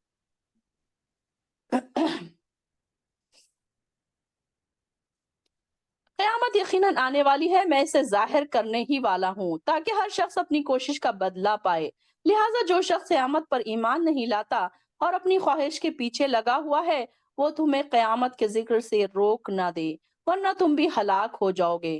انسان اگر ہر وقت اپنی موت کو یاد کرے گا تو انشاءاللہ کیا ہوگا؟ ہم سے گناہ ہی نہیں ہوں گے، گناہ سرزد نہیں ہوں گے۔ اصل میں ہم بھول جاتے ہیں نا اپنی موت کو، ہم دنیا میں اتنے کھو جاتے ہیں کہ ہمیں یہ یاد ہی نہیں رہتا کہ ہم اللہ سے ملنے والے، ہم اللہ سے ملاقات کرنے والے ہیں۔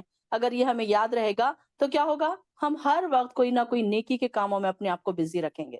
تو یہاں پر اللہ تعالیٰ فرما رہے اقیم الصلاۃ و ذکری، اور نماز قائم کرو اور میرا ذکر، میری یاد کے لیے نماز قائم کرو۔ اور اے موسیٰ تمہارے داہنے ہاتھ میں کیا ہے؟ وما تلک بیمینک یا موسیٰ، دیکھیے اللہ تعالیٰ نے کیا پوچھا کہ تمہارے داہنے ہاتھ میں کیا ہے؟ اب اللہ تعالیٰ کو کیا نہیں پتا، لیکن دیکھیے کہ اللہ تعالیٰ کیسے بات کنورزیشن کے ڈر ختم ہو جائے نا، موسیٰ علیہ السلام ڈر رہے تھے نا دلی دل میں، تو ان کو ایک ڈر بھی ختم ہو جائے اور اسی طریقے سے بات کا تھوڑا سا کنورزیشن ہو جائے گا تو موسیٰ علیہ السلام بھی تھوڑے سے نارمل ہو جائیں گے۔ تو انہوں نے کہا کہ تمہارے داہنے ہاتھ میں کیا ہے؟ موسیٰ نے جواب دیا یہ میری لاٹھی ہے، اس پر میں ٹیک لگاتا ہوں اور اپنی بکریوں کے لیے پتے جھاڑتا ہوں۔ کیا کہا موسیٰ علیہ السلام نے؟ قال ہی عصایا، عصا کس کو کہتے ہیں؟ لکڑی کو کہتے ہیں۔ تو یہاں میں اس سے کیا کرتا ہوں؟ اپنی بکریوں کے لیے پتے جھاڑتا ہوں اور اس پہ ٹیک بھی لگاتا ہوں، اور میرے لیے اس میں اور بھی کئی فائدے ہیں۔ اللہ تعالیٰ نے فرمایا موسیٰ اسے زمین پر ڈالو، قال القیہا یا موسیٰ، پھر جب موسیٰ نے کہا پھر جب موسیٰ نے اسے زمین پر پھینکا تو ایک دم وہ سانپ بن کر دوڑنے لگی۔ اللہ تعالیٰ نے فرمایا اسے پکڑو اور ڈرو نہیں، ولا تخف، قال خذها ولا تخف، اس سے ڈرو نہیں، ہم جلد ہی اسے اس کی پہلی حالت پر لے آئیں گے، اور ذرا اپنا ہاتھ اپنی بغل میں دباؤ، یہ بغیر کسی تکلیف کے چمکتا ہوا نکلے گا، یہ دوسری نشانی ہے، یہ اس لیے کہ ہم تمہیں اپنی بڑی بڑی نشانیاں دکھانے والے ہیں، اب تم فرعون کے پاس جاؤ کیونکہ وہ سرکش ہو گیا ہے۔ موسیٰ نے عرض کیا پروردگار میرا سینہ کھول دے اور میرے لیے میرا کام آسان کر دے۔ دعا ہے دیکھیے آیت نمبر 28، موسیٰ علیہ السلام نے کیا دعا کی؟ رب اشرح لی صدری ویسر لی امری واحلل عقدۃ من لسانی یفقہوا قولی۔ ہم روز پڑھتے ہیں، ہماری ساری بہنوں کو، مجھے لگتا ہے 99% بہنوں کو ہماری یہ دعا یاد ہوگی، کیونکہ ہم روز پڑھتے ہیں تو یہ سنتے سنتے ہی آپ کو یاد ہو گئی ہوگی۔ تو یہاں پر موسیٰ علیہ السلام نے کیوں دعا کی کہ جب انسان کا سینہ کھل جاتا ہے نا، یہاں پر سینہ کھول دینے سے کیا مراد ہے کہ ساری چیزیں اندر آسانی سے چلی جاتی ہے پھر۔ اب دیکھیے کہ کچھ لوگوں کے بارے میں کیا ذکر آتا ہے کہ ان کے دلوں پر تالے لگے ہوئے ہیں، اور یہاں پر کیا ذکر آ رہا ہے؟ سینہ کھول دینے کا۔ جب سینہ کھل جاتا ہے، دل ہمارا کھل جاتا ہے، تو ساری چیزیں اس کے اندر آسانی سے چلی جاتی ہے۔ اب یہ دیکھیے کہ قرآن ہمارے اندر کیسے آسانی سے جا رہا ہے۔ ہم نے بھی دعا کی نا، رب اشرح لی صدری، کہ اللہ تو ہمارا سینہ کھول دے، اور یسر لی امری، اور ہمارے کام میں آسانی کر دے، واحلل عقدۃ من لسانی یفقہوا قولی، اور کیا ہماری زبان کی گرہ کھول دے کہ ہم اس کو آسانی سے پڑھ سکیں، آسانی سے سمجھ سکیں، اور یفقہوا قولی، کہ تاکہ وہ لوگ میری بات سمجھ سکیں۔ یہ ساری چیزیں کیوں؟ تاکہ دوسرے لوگ بھی آپ کی بات سمجھ سکیں۔ یعنی کہ موسیٰ علیہ السلام، اب یہ کہ ان کی زبان میں کیا تھی؟ ایک لکنت تھی۔ انہوں نے کیا فرمایا؟ میری زبان میں لکنت ہے تو اس کے لیے گرہ بھی کھول دے۔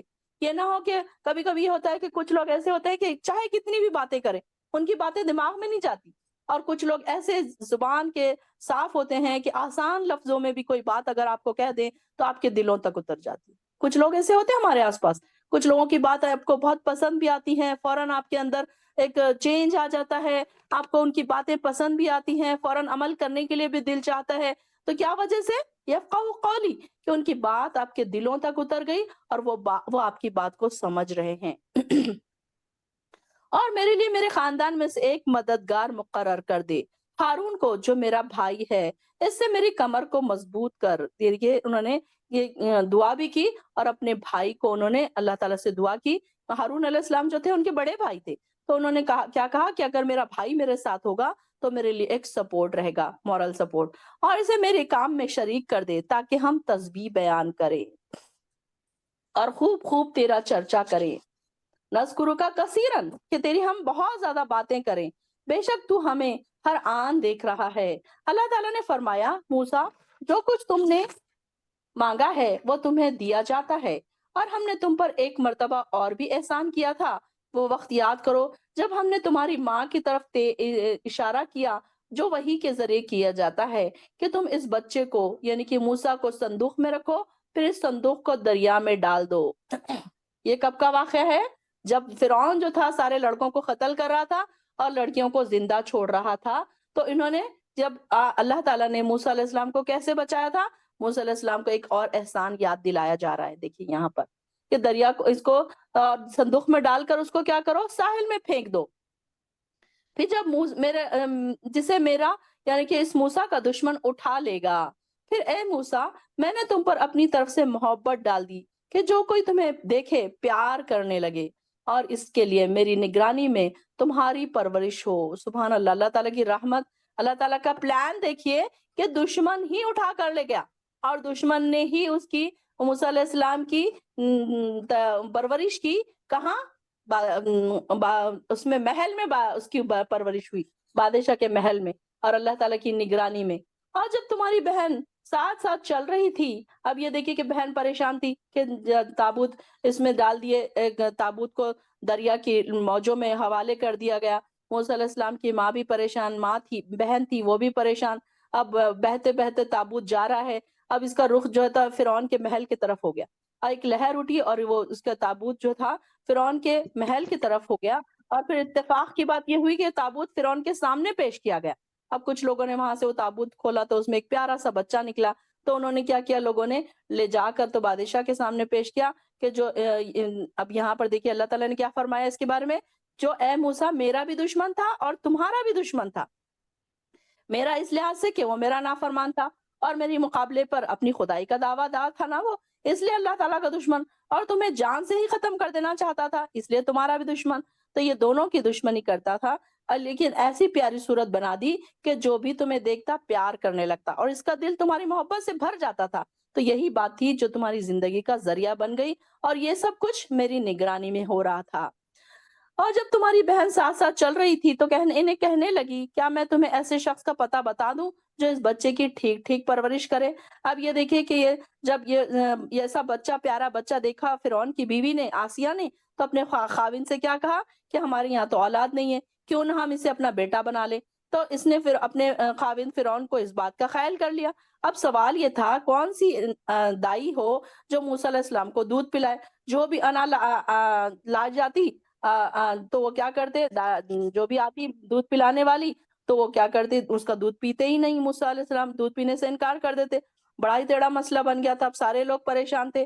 تب موسیٰ کی بہن نے وہاں حاضر ہو کر فرمایا کہ میں تمہیں ایک ایسی انا کی نشاندہی کرتی ہوں جو مجھے امید ہے کہ یہ بچہ اس کا دودھ ضرور پیے گا۔ تو پھر موسیٰ کی بہن نے اپنی ماں کا عطا پتہ بتا دیا، اسے بلایا گیا تو بچے نے فوراً اس کا دودھ پینے لگا۔ پھر فرعون اور اس کی بیوی نے یہ بچہ موسیٰ علیہ السلام کی ماں کے ہی حوالے کر دیا اور اس کی سرکاری خزانے سے تنخواہ بھی مقرر کر دی۔ دیکھیے اللہ تعالیٰ کے پلانز کیسے ہیں کہ ایک تو فرعون سارے لڑکوں کو قتل کر رہا تھا، اس میں سے بچا کر ان کی ماں کو اور ان کو بھی پھر شاہی خزانے سے تنخواہ بھی مل رہی ہے، ماں کو بچے سے بھی ملا دیا اور اسے بچہ سمیت اپنے گھر واپس بھی بھیج دیا۔ اسی طرح اے موسیٰ، ہم نے حیرت انگیز طریقے سے تمہاری پرورش کا بندوبست کر دیا تھا۔ سبحان اللہ، دیکھیے تاکہ یہاں پر الفاظ کتنے اچھے ہیں، تاکہ پھر ہم نے تمہاری پرورش کے تمہاری ماں کے پاس لوٹا دیا تاکہ وہ اپنی آنکھ ٹھنڈی کرے اور غمزدہ نہ رہے۔ ظاہر ہے ایک بچے کو صندوق میں بند کر کے سمندر میں پھینک دینا یہ کتنا بڑا دل گردے کا کام ہے کہ وہ ماں بیچاری کیسے رو رہی ہوگی کہ ایک نیو بورن بیبی کو اس طریقے سے پھینک دیا جا رہا ہے۔ تو یہاں پر دیکھیے کہ اللہ تعالیٰ نے ان کی بھی آنکھوں کی ٹھنڈک ان کو واپس لوٹا دی۔ تم نے ایک آدمی کو مار ڈالا تھا تو ہم نے تمہیں اس غم سے بھی نجات دلائی۔ اللہ تعالیٰ دیکھیے موسیٰ علیہ السلام کو ان کے احسانات یاد دلا رہے ہیں۔ اور پھر تمہیں مختلف آزمائشوں سے گزارا، پھر تم کئی سال مدین والوں کی یہاں ٹھہرے، پھر اب تم اے موسیٰ تقدیر کے مطابق ٹھیک اپنے وقت پر یہاں آ گئے اور میں نے تمہیں اپنے کام کا بنا لیا۔ اللہ اکبر، سبحان اللہ۔ اللہ تو ہمیں بھی اپنے کام کا بنا لے، اللہ تعالیٰ تو ہم سے بھی اپنے کام لے لے، ہماری اولادوں سے بھی تو اپنے کام لے لے۔ اللہ ہم کو ایسے بنا دے کہ ہم تیرے کام کرنے لگے، کہ تیرے دین کے کام ہم سے لے لے۔ اللہ تعالیٰ ایسی دعائیں کیا کریں کہ اللہ ہماری نسلوں سے، ہماری اولادوں سے، ہم سے تو اپنے دین کے کام لے لے۔ اب تم اور تمہارا بھائی دونوں میرے معجزات لے کر جاؤ اور میرے ذکر میں کوتاہی نہ کرنا۔ ہاں فرعون کے ہاں جاؤ، وہ بڑا سرکش ہو گیا ہے۔ اب آگے دیکھیے کتنی پیاری بات ہو رہی ہے، دیکھو اسے نرمی سے بات کرنا۔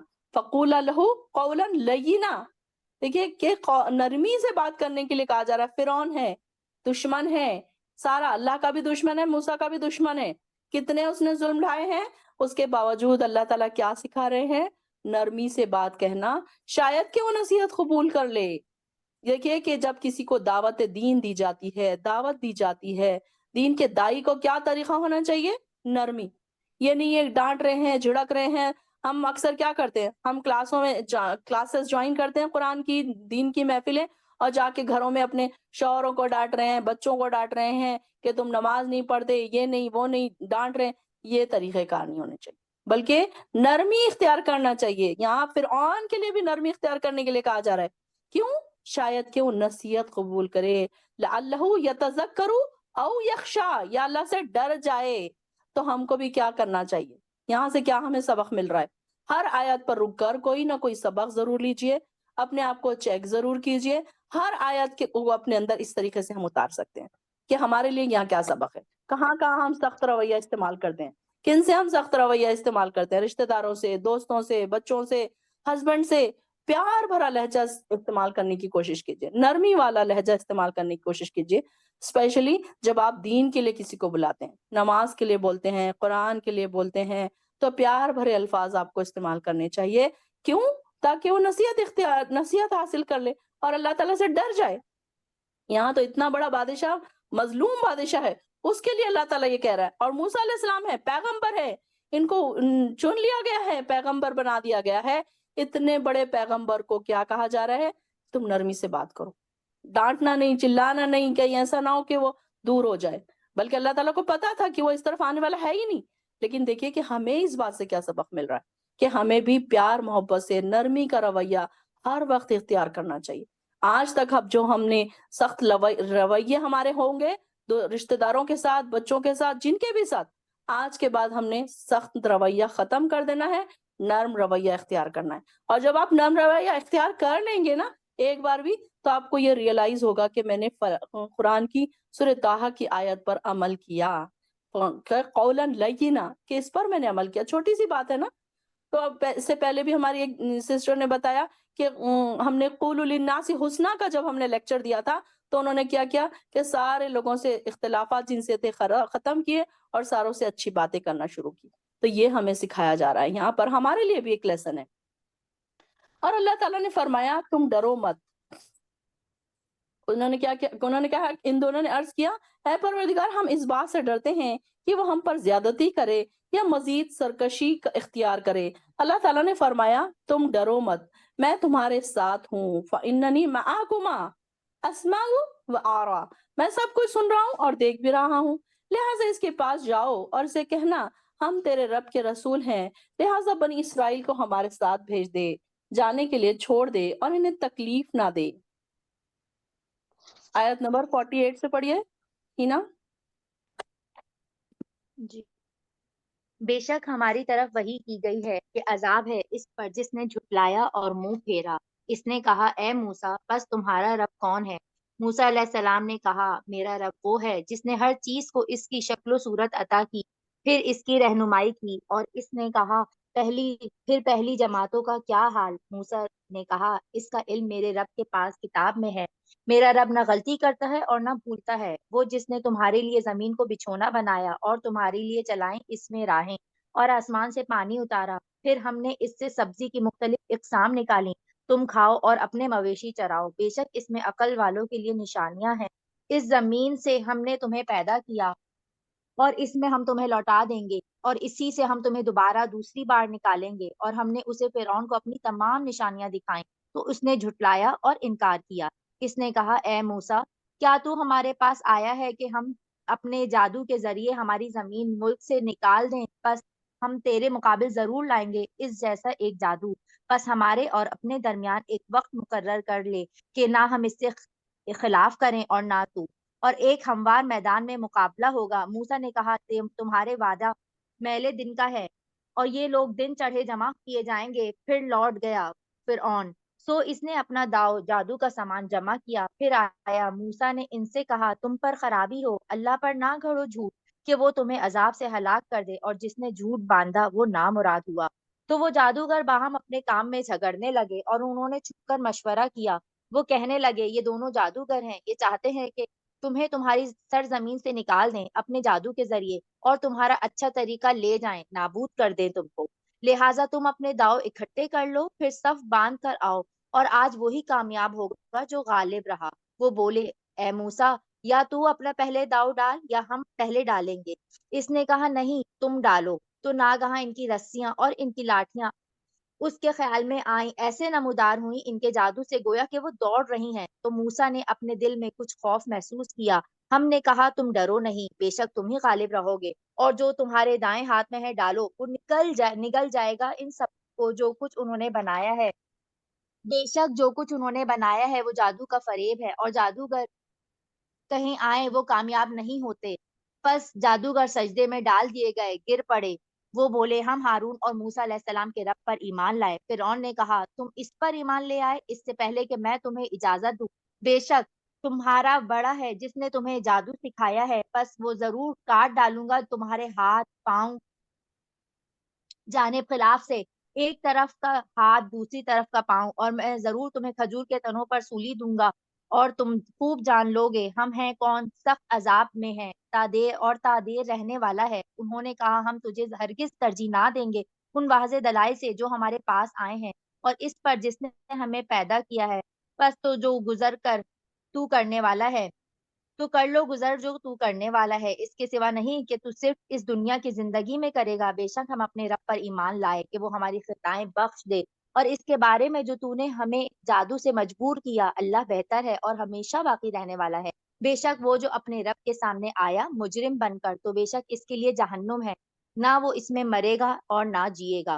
اور اس کے پاس مومن بن کر آیا ہے اور اس نے اچھے عمل کیے, بس یہی لوگ ہیں جن کے درجے بلند ہیں. ہمیشہ رہنے والے باغات جاری ہیں ان کے نیچے نہریں, اور ان میں ہمیشہ رہیں گے, اور یہ جزا ہے اس کی جو پاک ہوا. اور ہم نے وحی کی موسیٰ علیہ السلام کو راتوں رات میرے بندوں کو نکال کر لے جا, ان کے لیے دریا میں عصا مار کر خشک راستہ بنا لینا, نہ تجھے پکڑنے کا خوف ہوگا اور نہ غرق ہونے کا ڈر. پھر وہ فرعون نے اپنے لشکر کے ساتھ ان کا پیچھا کیا تو انہیں دریا کی موجوں نے ڈھانپ لیا، جیسا کہ ڈھانپ لیا، بالکل غرق کر دیا، اور فرعون نے اپنی قوم کو گمراہ کیا اور ہدایت نہ دی۔ اے بنی اسرائیل اولاد یعقوب، ہم نے تمہارے دشمن سے تمہیں نجات دی اور کوہ طور کے دائیں جانب تم سے توریت عطا کرنے کا وعدہ کیا۔ پھر ہم نے تم پر اتارا من و سلوہ، جو ہم نے تمہیں دیا، اس میں سے پاکیزہ چیزیں کھاؤ اور اس میں سرکشی نہ کرو کہ تم پر اترے میرا غضب، اور جس پر میرا غضب اترا تو وہ نیست و نابود ہوا۔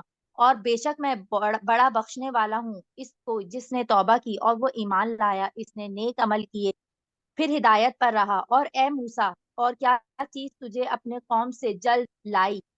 اس نے کہا وہ میرے پیچھے آ رہے ہیں، میں نے تیری طرف آنے میں جلدی کی تاکہ تو راضی ہو جا۔ اس نے کہا پس تیری قوم یہاں کو رکیے، آزمائش میں ڈالا اور انہیں سامری۔ 1 منٹ رکیے جی جینا۔ اب یہاں پر دیکھیے موسیٰ علیہ السلام نے کیا کہا۔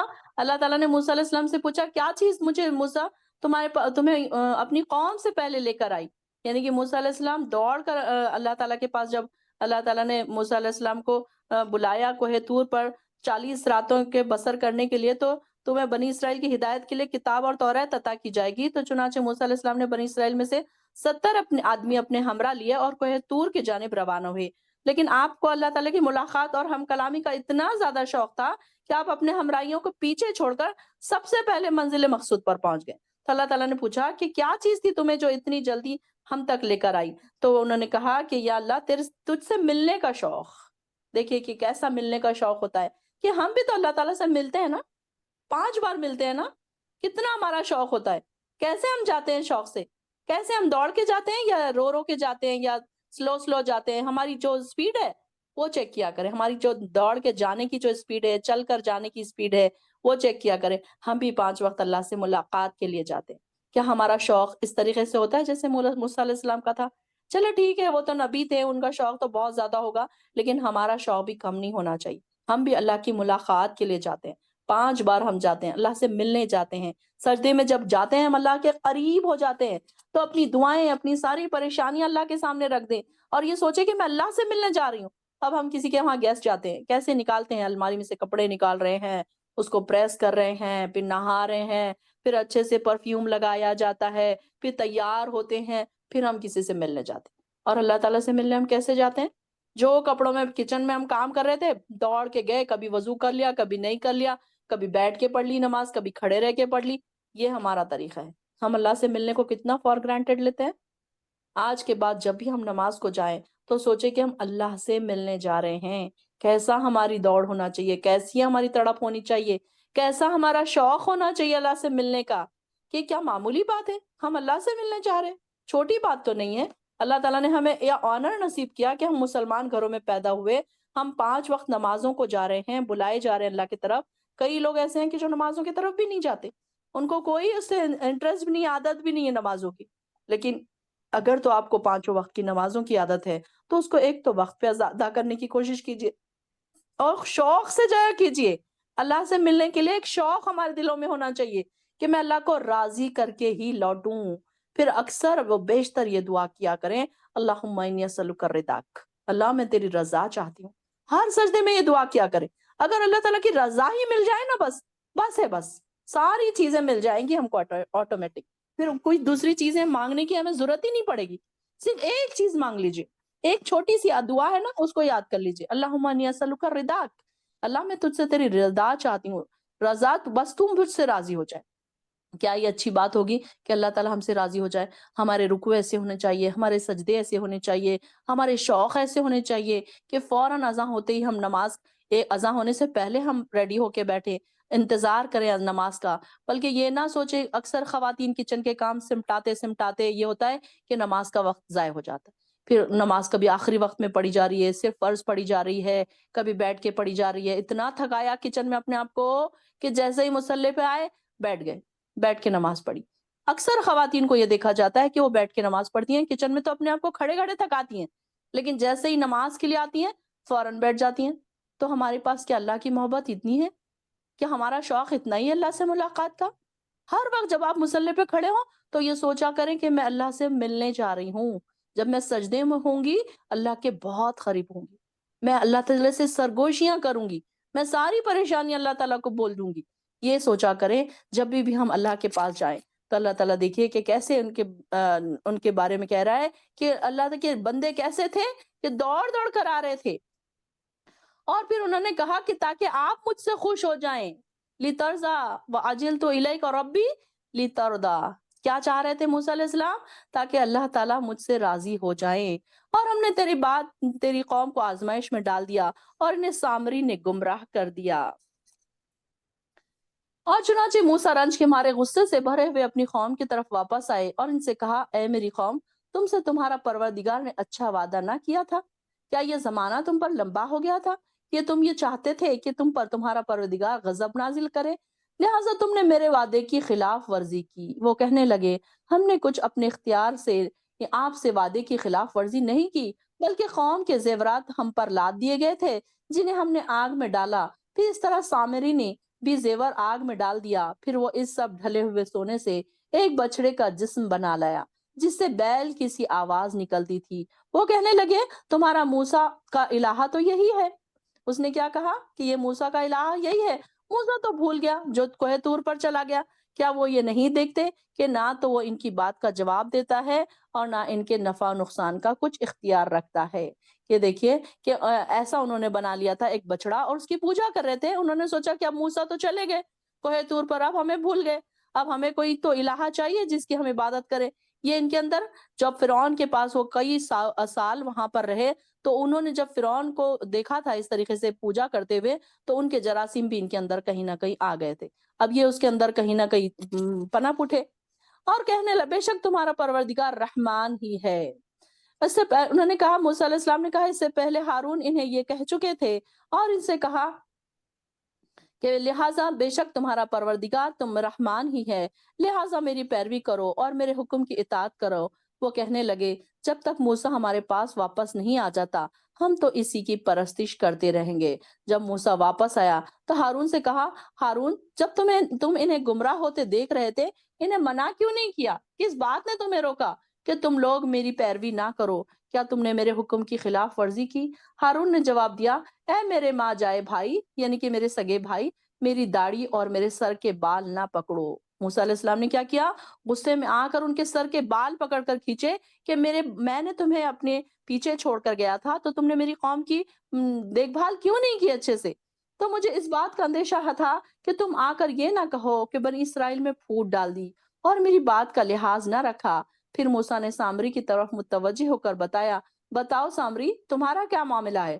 سامری نے کہا، میں نے وہ چیز دیکھی جو دوسروں کو نظر نہیں آئی، چنانچہ میں نے رسول کے نقش قدم سے ایک مٹھی اٹھا لی، پھر اسے بچڑے کے جسم میں ڈال دیا۔ میرے نفس نے مجھے ایسے ہی سجھایا تھا۔ موسیٰ نے کہا، جاؤ، تمہارے لیے زندگی بھر یہ سزا ہے کہ تم دوسروں سے یہ کہتے رہو گے، مجھے نہ چھونا، لا مساس، کہ ان کے لیے کیا، انہوں نے کیا ان کو بد دعا دی کہ تم زندگی بھر لوگوں سے کیا کہتے پھرو گے؟ مجھے نہ چھونا، اور تمہارے لیے عذاب کا ایک وقت ہے جو تجھ سے کبھی نہیں ٹل سکے گا۔ یہاں پر دیکھیے کہ جو سامری تھا تو سامری کے سوال جواب سے یہاں پر بات پتہ چل رہی ہے کہ سامری نے کیا کیا تھا کہ لوگوں کو بہکایا، اور یہ ایک سامری جو تھا ایک جادوگر تھا۔ موسیٰ علیہ السلام کے سوال کے جواب پر جب یہ حقیقت کھل گئی، معلوم پڑ گیا کہ بت پرستی اور گوشالہ پرستی کی جو فروغ دے رہا تھا وہ موسیٰ علیہ السلام کے مقابلے میں خود لیڈر بننا چاہتا تھا، اور آدمی جو تھا یہ سامری بڑا ہوشیار تھا۔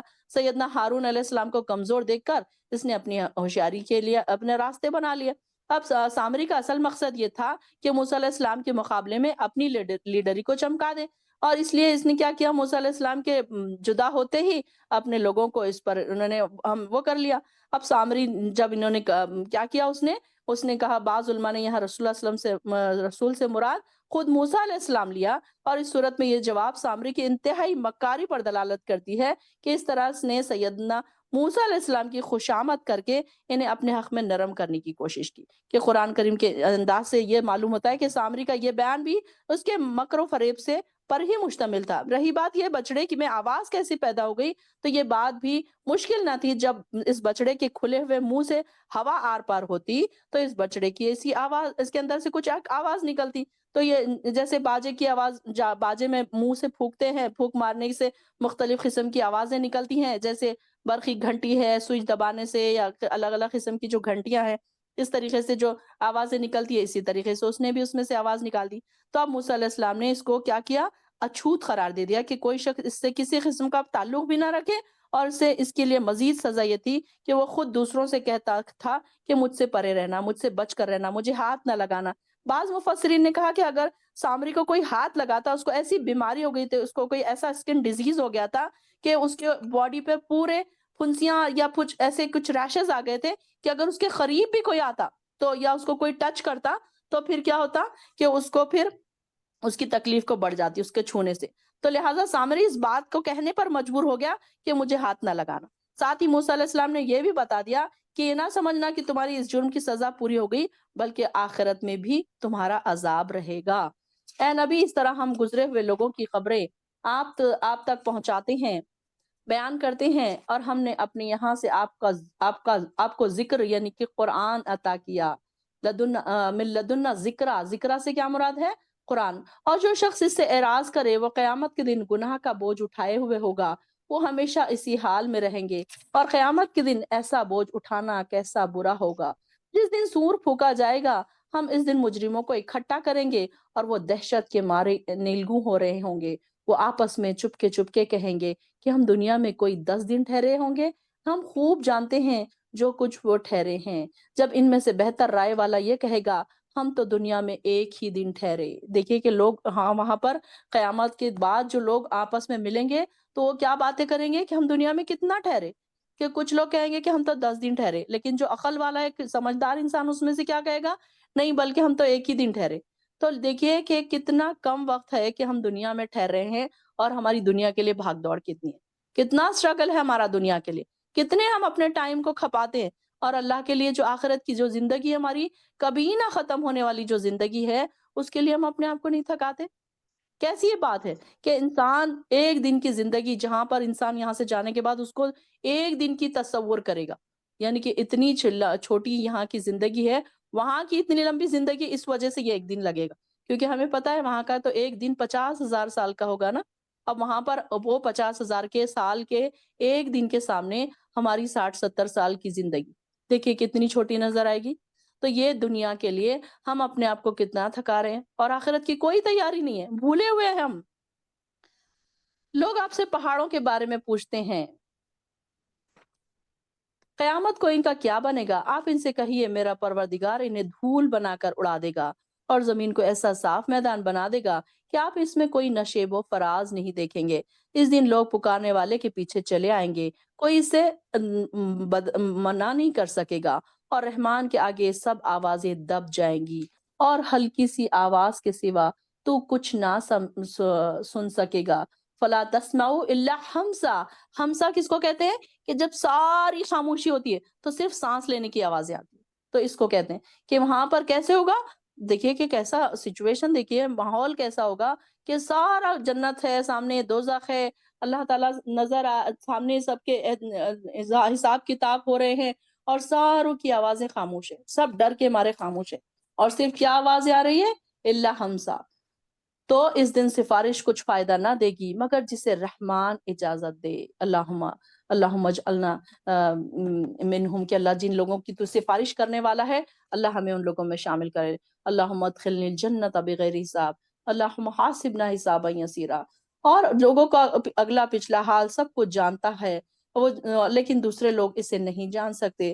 سب چہرے اسی زندہ ہستی کے سامنے جھک جائیں گے، جس نے ظلم کا بوجھ اٹھایا وہ نامراد ہوا۔ جو شخص نیک اعمال کرے اور وہ مومن ہو، دیکھیں کہ پھر یہاں پہ وہی بات آ گئی، ومن یعمل من الصالحات وہو مؤمن۔ کتنے بار ہم پڑھ چکے ہیں، دو شرطیں ہیں یہ، ایک مومن ہو، اور پھر اس کی کوالٹی کیسی ہو؟ عمل صالح۔ کل بھی ہم نے اسی بات پر ڈسکس کی تھی۔ بار بار ہمیں کیا سکھایا جا رہا ہے کہ ایک تو مومن بنے اور دوسرے عمل صالح کریں۔ اللہ تعالیٰ ہمیں سچا اور پکا مومن بنائے، اور اللہ تعالیٰ ہمیں عمل صالح کرنے والا بنائے۔ اللہ تعالیٰ ہماری مدد کرے اس کام میں۔ اور بے انصافی یا حق تلفی کا ڈر نہ ہو، وہ مومن ہو تو اسے بے انصافی یا حق تلفی کا ڈر نہ ہو۔ اسی طرح ہم نے قرآن کو عربی زبان میں نازل کیا اور طرح طرح سے وعید بیان کی تاکہ لوگ پرہیزگاری اختیار کریں، ان میں غور و فکر کی عادت پیدا ہو۔ کہ اللہ تعالیٰ نے اس میں ڈراوے بہت ساری ایگزامپلس کس لیے بیان کی؟ تاکہ ہم اس سے ڈر جائیں اور غور و فکر کی عادت پیدا ہو۔ دیکھیے کہ ہم جب سے قرآن کو پڑھ رہے ہیں، سمجھ رہے ہیں، غور و فکر کی عادت بڑھ رہی ہے نا، ہمارے اندر تقویٰ بڑھ رہا ہے، ہمارے اندر ڈر پیدا ہو رہا ہے، ہمارے اندر شوق پیدا ہو رہا ہے عبادتوں کا۔ یہ ساری چیزیں ہو رہی ہیں، کیسے ہوئی ہے؟ غور و فکر کی وجہ سے، تدبر کی وجہ سے۔ یہاں پر دیکھیے کہ ہم دیکھ رہے ہیں کیسے کیسے ایگزامپلس اللہ تعالیٰ ہمیں بتا رہے ہیں، کیسے کیسے ڈراوے، کیسے کیسے دوزخ کی باتیں ہم تک پہنچائی جا رہی ہے، کہ پھر کیوں؟ تاکہ ہم ڈر جائیں، کہ تاکہ ہم تقوی اختیار کریں۔ بس اللہ بادشاہ حقیقی یہی ہے، بلند شان والا ہے، اور قرآن کی وحی پوری ہونے سے پہلے اسے پڑھنے میں جلدی نہ کیجیے، اور دعا کیجیے اے میرے پروردگار مجھے مزید علم عطا کر۔ انڈرلائن کیجیے آیت نمبر 114، ربی زدنی علما۔ یہ آپ صلی اللہ علیہ وسلم کو کہا جا رہا ہے کہ آپ صلی اللہ علیہ وسلم کیا کرتے تھے کہ جیسے ہی جبرائیل علیہ السلام وحی لے کر آتے تو آپ فوراً اس کو دہرانے لگتے۔ اب یہ ان کو کہا جا رہا ہے کہ آپ فوراً دہرانے نہ لگ جائیں، کہیں ایسا نہ ہو کہ آپ بعد میں بھول جائیں، بلکہ آپ چین سے پہلے سن لیجئے اس کو پوری طریقے سے، پھر بعد میں آرام سے اس کو پڑھیے۔ اس سے پہلے ہم نے آدم سے ایک عہد لیا مگر وہ بھول گیا، اور ہم نے اس کا ایسا عزم نہ پایا۔ یعنی کہ بھول چک تو انسان کی فطرت میں شامل ہے۔ انسان جو ورڈ بنا ہے نسیان سے بنا ہے۔ نسیان کس کو کہتے ہیں؟ بھولنے والا۔ تو اکثر ہم بھول بھی جاتے ہیں نا، بہت ساری چیزیں ہم پڑھتے ہیں بھول جاتے ہیں، پڑھتے ہیں بھول جاتے ہیں، پھر ہمیں ریئلائز ہوتا ہے۔ اب اگر ہم بار بار قرآن پڑھتے رہیں، اسی طریقے سے ہم کلاسز میں لگے رہیں، جڑے رہیں، تو بہت ساری چیزیں ہمیں ریمائنڈ ہوتی رہتی ہیں۔ اب جیسے کہ جنت ہے، دوزخ ہے، قیامت ہے، پلسرات ہے، یہ خبر ہے، یہ ساری چیزیں ہمیں پتہ ہے، لیکن یہ دیکھیے کہ دنیا کے کاموں میں، دنیا کی الجھنوں میں ہم کہیں نہ کہیں ساری چیزوں کو بھول جاتے ہیں۔ پھر جب ہم قرآن لے کر بیٹھتے ہیں، پھر تھوڑا سا ہمارا برین واش ہوتا ہے، پھر تھوڑا سا ہم ریمائنڈ ہوتا ہے کہ ارے یہ بھی چیزیں ہیں۔ تو اللہ تعالیٰ سے کیا دعا کرنا ہے؟ جب بھی ہم کو کچھ سیکھنا ہے، کوئی علم سے لینا ہے، قرآن پڑھ رہے ہیں، یا بچے کوئی اسکول کی پڑھائیاں کر رہے ہیں، تو ان کو یہ دعا یاد کرا دیجئے، ربی زدنی علما، اے میرے رب میرے علم میں اضافہ کر۔ اور جب ہم نے فرشتوں کو حکم دیا تھا، پڑھیے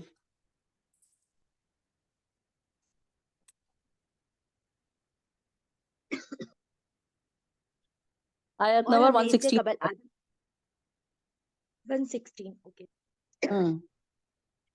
بس ہم نے اے آدم علیہ السلام، بے شک یہ تمہارا اور تمہاری بیوی کا رحمان ہے، دشمن ہے، سو تمہیں نکلوا نہ دے جنت سے، پھر تم تکلیف میں پڑ جاؤ۔ بے شک تمہارے لیے جنت میں یہ ہے کہ اس میں نہ بھوکے رہو نہ ننگے، اور یہ کہ تم نہ بیمار پیاسے رہو گے اور نہ دھوپ میں تپو گے۔ پھر شیطان نے ان کے دل میں وسوسہ ڈالا اور اس نے کہا اے آدم، کیا میں تیری رہنمائی کروں ہمیشگی کے درخت پر اور وہ بادشاہت جو زوال پذیر نہ ہو؟ بس ان دونوں نے اس سے کھا لیا تو ان کی شرمگاہیں ان پر ظاہر ہو گئیں اور اپنے جسم اوپر جنت کے پتوں سے ڈھانپنے لگے، اور آدم علیہ السلام نے اپنے رب کی نافرمانی کی تو وہ بہک گیا۔ پھر اس نے اپنے رب سے رحمت چن لیا اور اس پر رحمت سے توجہ فرمائی، توبہ قبول کی اور اسے راہ دکھائی، فرمایا تم دونوں جلدی یہاں اتر جاؤ، تمہاری اولاد میں سے باز کے دشمن ہوں گے۔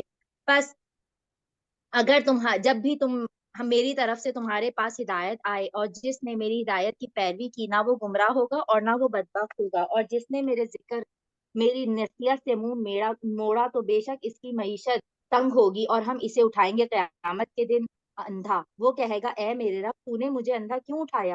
میں نے دنیا میں بینا دیکھتا تھا۔ وہ فرمائے گا اسی طرح تیرے پاس ہماری آیات آئیں تو تو نے انہیں بلایا، اور اسی طرح آج ہم تجھے بلا دیں گے، اور اسی طرح ہم اس کو بدلہ دیتے ہیں جو حد سے نکل جائے اور اپنے رب کی آیتوں پر ایمان نہ لائے، اور البتہ آخرت کا عذاب شدید ترین ہے اور زیادہ دیر تک رہنے والا ہے۔ کیا اس حقیقت میں بھی انہیں نہ ہدایت دی جائے گی کہ اس سے قبل ہم نے کتنی ہی جماعتیں ہلاک کر دی اور ان کے مساکن میں چلتے پھرتے ہیں؟ البتہ بے شک اس میں عقل والوں کے لیے نشانیاں ہیں، اور اگر تمہارے رب کی طرف سے ایک بات نہ طے ہو چکی ہوتی اور میعاد مقررہ نہ ہوتی تو عذاب ضرور نازل ہو جاتا۔ بس وہ جو کہتے ہیں اس پر صبر کریں، تعریف کے ساتھ اپنے رب کی تسبیح کریں، پاکیزگی بیان کریں طلوع آفتاب سے پہلے اور غروب آفتاب سے پہلے اور کچھ رات کی گھڑیوں میں، بس اس کی تسبیح کریں، اور دن کے کنارے دوپہر ظہر کے وقت تاکہ تم خوش ہو جاؤ، اور اپنی آنکھیں ایک ان منٹ چیزوں کی طرف نہ پھیلانا جو دیکھیے، ہیں۔ یہاں پہ دیکھیے کہ یہاں پر فصبر علی ما یقولون، صبر کیجئے اس پر جو وہ کہتے ہیں۔ پھر سے صبر کی تلقین ہو رہی ہے دیکھیے. اور پھر نمازوں کی پھر سے بات آ گئی. نماز اور صبر اور نماز کے فائدے بھی بتائے جا رہے ہیں کہ پریشانی کے وقت صبر کرنا ہے اور نماز سے سہارا لینا ہے. پیچھے بھی ہم نے پڑھا تھا نا کہ جب انسان پریشانی میں آئے تو کیا کرے؟ صبر کرے اور فوراً نماز کا سہارا لے. تو یہاں پر بھی نماز کون کون سے وقتوں میں بتائی جا رہی ہے؟ سورج کے طلوع سے اور غروب ہونے سے پہلے، اور رات کے کچھ اوقات میں تسبیح کیجیے، اور دن کے کناروں پر بھی، یعنی کہ پانچوں نمازوں کے اوقات ہم کے ساتھ تسبیح بھی. اور یہاں مراد نماز ہے کہ عرب میں عام دستور تھا کہ کسی چیز کا کوئی خاص بول بول کر اس سے مراد پورا لیا جاتا تھا. تو اس کی مثالیں بہت سی ہیں. سورج کے طلوع سے پہلے یعنی کہ فجر کی نماز، اور غروب سے پہلے کی نماز عصر، رات کے کچھ اوقات سے مراد نماز عشاء، اور نماز تہجد میں جو آپ پر تو فرض تھی لیکن دوسروں کے لیے سنت موقدہ تھی. یعنی کہ یہ ان کے کنارے تین ہی ہو سکتے ہیں: صبح، شام اور زوال. آفتاب صبح سے مراد فجر کی نماز جس کا ذکر پہلے ہی آ چکا، شام سے مراد نماز مغرب، اور زوال آفتاب سے مراد ظہر کی نماز.